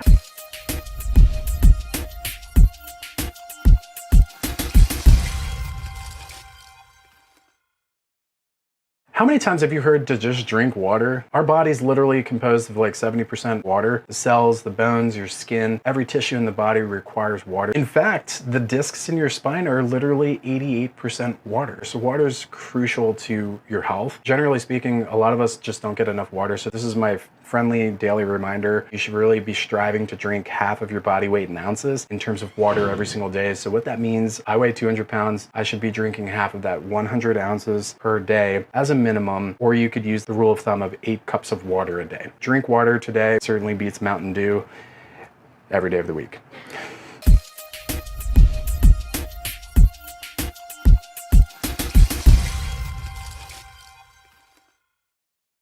L3, L5, and C5 in the middle part of the neck are the most common areas that people have disc compression issues because they're already stressed to begin with, but if you lose the proper curve angle in the neck, it puts even more stress on that area. If you lose healthy curve in the low back, then it puts even more stress on that area. So they're already compressed to begin with, they're designed to take on a compressive load, but when we mess up the structure of the spine and it puts more weight on those areas, then those are the first areas to buckle.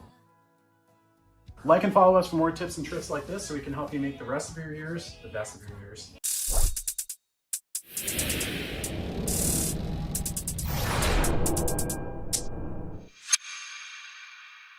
Hey guys, I'm Dr. Zack, this is Dr. Max, and this is Dr. Dave. We're all board certified chiropractors here in Nashville, Tennessee. And today we want to talk about what is chiropractic. Are we just doctors that crack your back? What are we? Crack docs? Pop docs? What's the difference between a pop star and a crack addict in the chiropractic world? It's really simple. You, by definition, are a pop star if you ascribe to the following. You enjoy the immediate sensation of relief when you get a chiropractic adjustment. You're a pop star.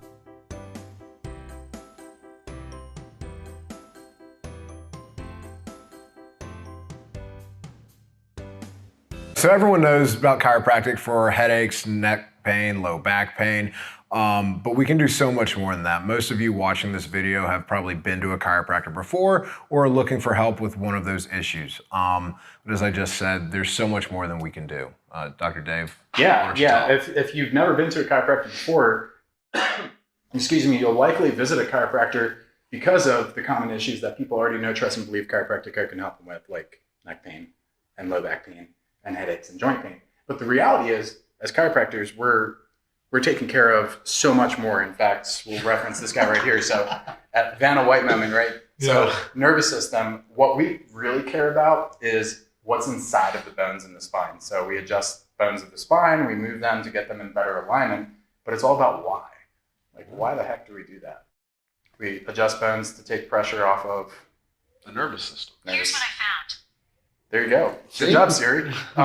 So there's a power, there's life force, there's an energy, whatever you want to call it, that starts in your brain and it flows from your brain down your spinal cord, out each of the nerves in your body, kind of like wires, and it goes to every single organ, every cell, every tissue of the body in some form or fashion. And so that life force is what runs, coordinates, regulates, harmonizes all of the systems in our body. Tells our heart how to beat, tells your lungs how to breathe, lets you wiggle your fingers, lets you be you. It's what makes you you. And that power that flows through that system, I think there's anywhere from 58 to 78 trillion nerves is what they estimate in that entire system. So it's a very, very complex system. How much of those nerves, like what percentage of those nerves would you say actually feel pain? According to our research, anywhere from 7 to 9%. So not very much. 7 to 9% of those like 78 trillion nerves are pain nerves. That means that the other 91% of those nerves, 92% of those nerves are all just pure function. So they tell things how to work, and if there was a blockage or pressure or damage on that part of the nervous system where you can't feel it, sometimes you don't even know there's a problem until like years down the line when it's been there for long enough that it starts to manifest in symptoms.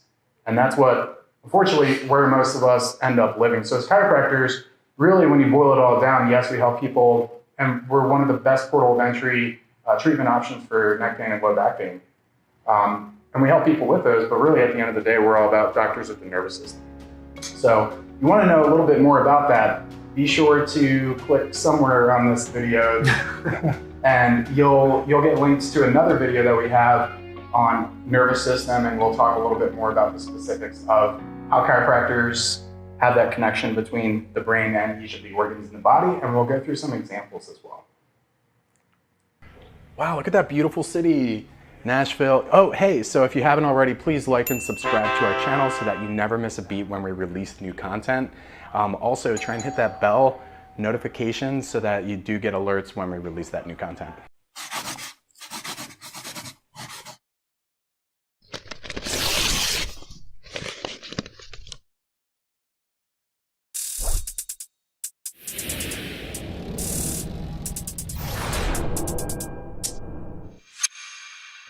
Hey everybody, how's it going? This is Dr. David Houseman with Stronghold Health. I'm Dr. Zack. And in this video, we're going to be telling you a little bit about drop tables. So if you've ever been perusing on Facebook, Instagram Reels, or TikTok, and you see the chiropractic adjustment videos where the table lifts and drops and lifts and drops, what the heck is that thing? So that is a chiropractic drop table. It is a different type of chiropractic technique where we don't have to do as much twisting and pushing. It allows us to use gravity to our advantage. So the table can come up a couple of inches, and it allows us to use the old-fashioned Newton's physics. Oh, the good old Newtonian physics. Newtonian physics. So not fig Newtons, right? No, not fig Newtons. Okay. We all took physics at some point in our life, right? So we remember the old equation: force equals mass times acceleration. Yeah. So that allows us to use less mass, more acceleration with gravity to get the same amount of force. Like we can adjust pretty much every segment of the spine. So low back, tailbone, hips, they require for those joints a lot more force than the rest of the spine would. I think it's 2 newtons of force to adjust spinal joints throughout a majority of the spine. But then when you go down in the low back particularly, and you want to adjust that area down there between your tailbone and your hips, that requires almost 10 times the amount of force, so 20 newtons of force. And in order for us to be able to get that amount of force without using a drop table, and in some instances would literally be like pushing really hard or like crushing on a patient, and that's not going to be comfortable. So a drop table gives us the advantage of being able to deliver a very quick impulsive force and take the body through a partial range of motion, because with the lift and the drop, your body actually moves as the drop table drops back down. And then the stopping force of when the drop piece actually comes to a halt is an increase in the amount of force that we're actually putting in that joint. Right. Does that make sense, or did I ramble? It's pretty simple, honestly. Yeah. So it's physics. It's Newtonian physics, not big Newtons. But drop tables are great because the advantages of a drop table for a chiropractic adjusting technique are patients that have osteoarthritis, rheumatoid arthritis, stiff and brittle joints, those are the patients that definitely benefit from drop table and drop technique, but we found it to be so beneficial we use it for a lot of our adjusting at Stronghold Health. What else about drop tables? Why is the drop table good for adjusting the lumbopelvic area instead of the rotation adjustment? Well, that's a great question. So I believe what you're referring to is when you lay a patient on the side and they're in that like figure four and you twist their low back. Yeah.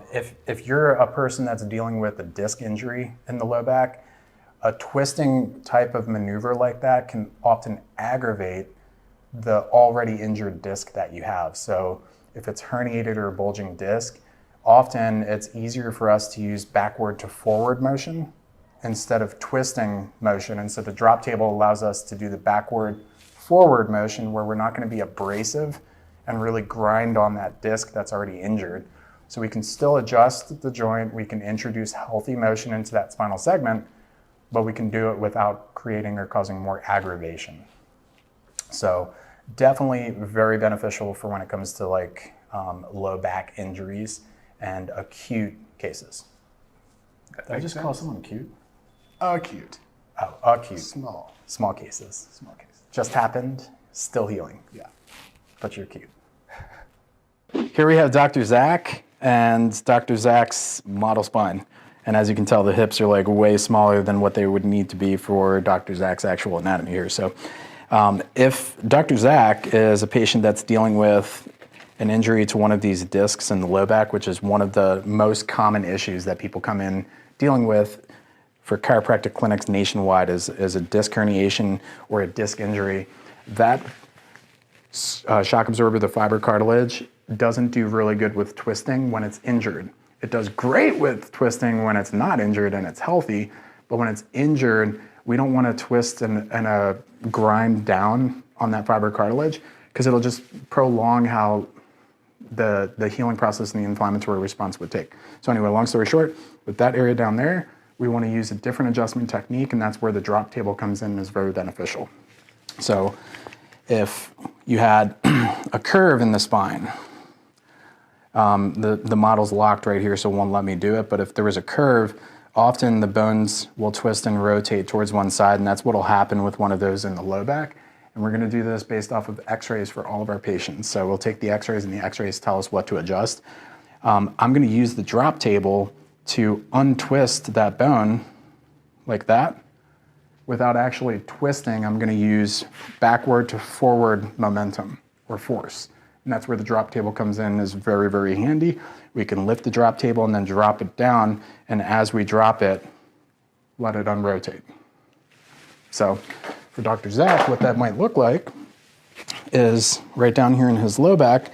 So we're going to come to that joint right there. I'm going to pull it from left to right and then drop it down all at the same time without doing an excessive twist. Just like that. Drop tables are awesome. They're great. Take a lot of pressure off of the doctor's body, but it allows us to introduce really good, healthy force to deliver the correct adjustment that you need for the patient.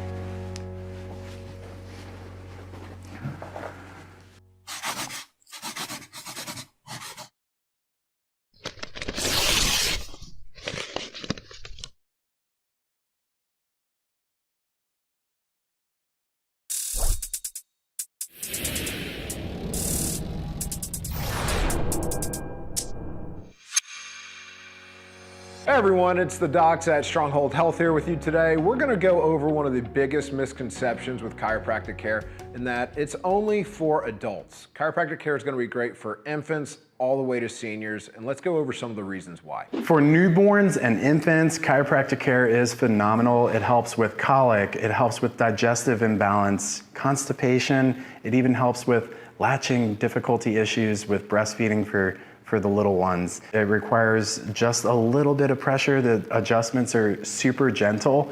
It's the same amount of pressure that you'd use to test the ripeness of a tomato. So chiropractic care is phenomenal for infants and for newborns. And for toddlers and young children, chiropractic care is very helpful for such childhood conditions as ear infections, asthma, and allergies. Again, it's all about improving the body's ability to function properly so that the body can better manage all of these conditions on its own. So now for school-age children all the way through teenagers, chiropractic care can help with a number of things: scoliosis prevention, posture, sports performance, as well as mental and physical performance overall. And of course, for us adults, everybody knows that chiropractic care is beneficial for neck pain and for low back pain, common gateway problems like that. But the reality is, chiropractic care helps to improve nerve system function. And at the end of the day, your brain, your spinal cord, and your nerves impact every other organ, every other system in your body. So it's all about promoting overall health and wellness. And finally, seniors as well can benefit from chiropractic care. Many seniors deal with osteoarthritis, osteoporosis, other degenerative diseases, and with gentle adjustments, we can help provide improved quality of life, increased range of motion, and help decrease inflammation. Whether you're a newborn, A child, Adults, all ages. Chiropractic care can help Keep your body functioning at its best. at its best. at its best. If you're in the Nashville area, definitely check out our clinic. All three of us docs are board certified chiropractors in the state of Tennessee. But if you're outside of the area, comment on the YouTube video. We can help you find a chiropractor that's near you, a really good trusted chiropractic source, or just Google chiropractor near you, reach out and schedule an appointment.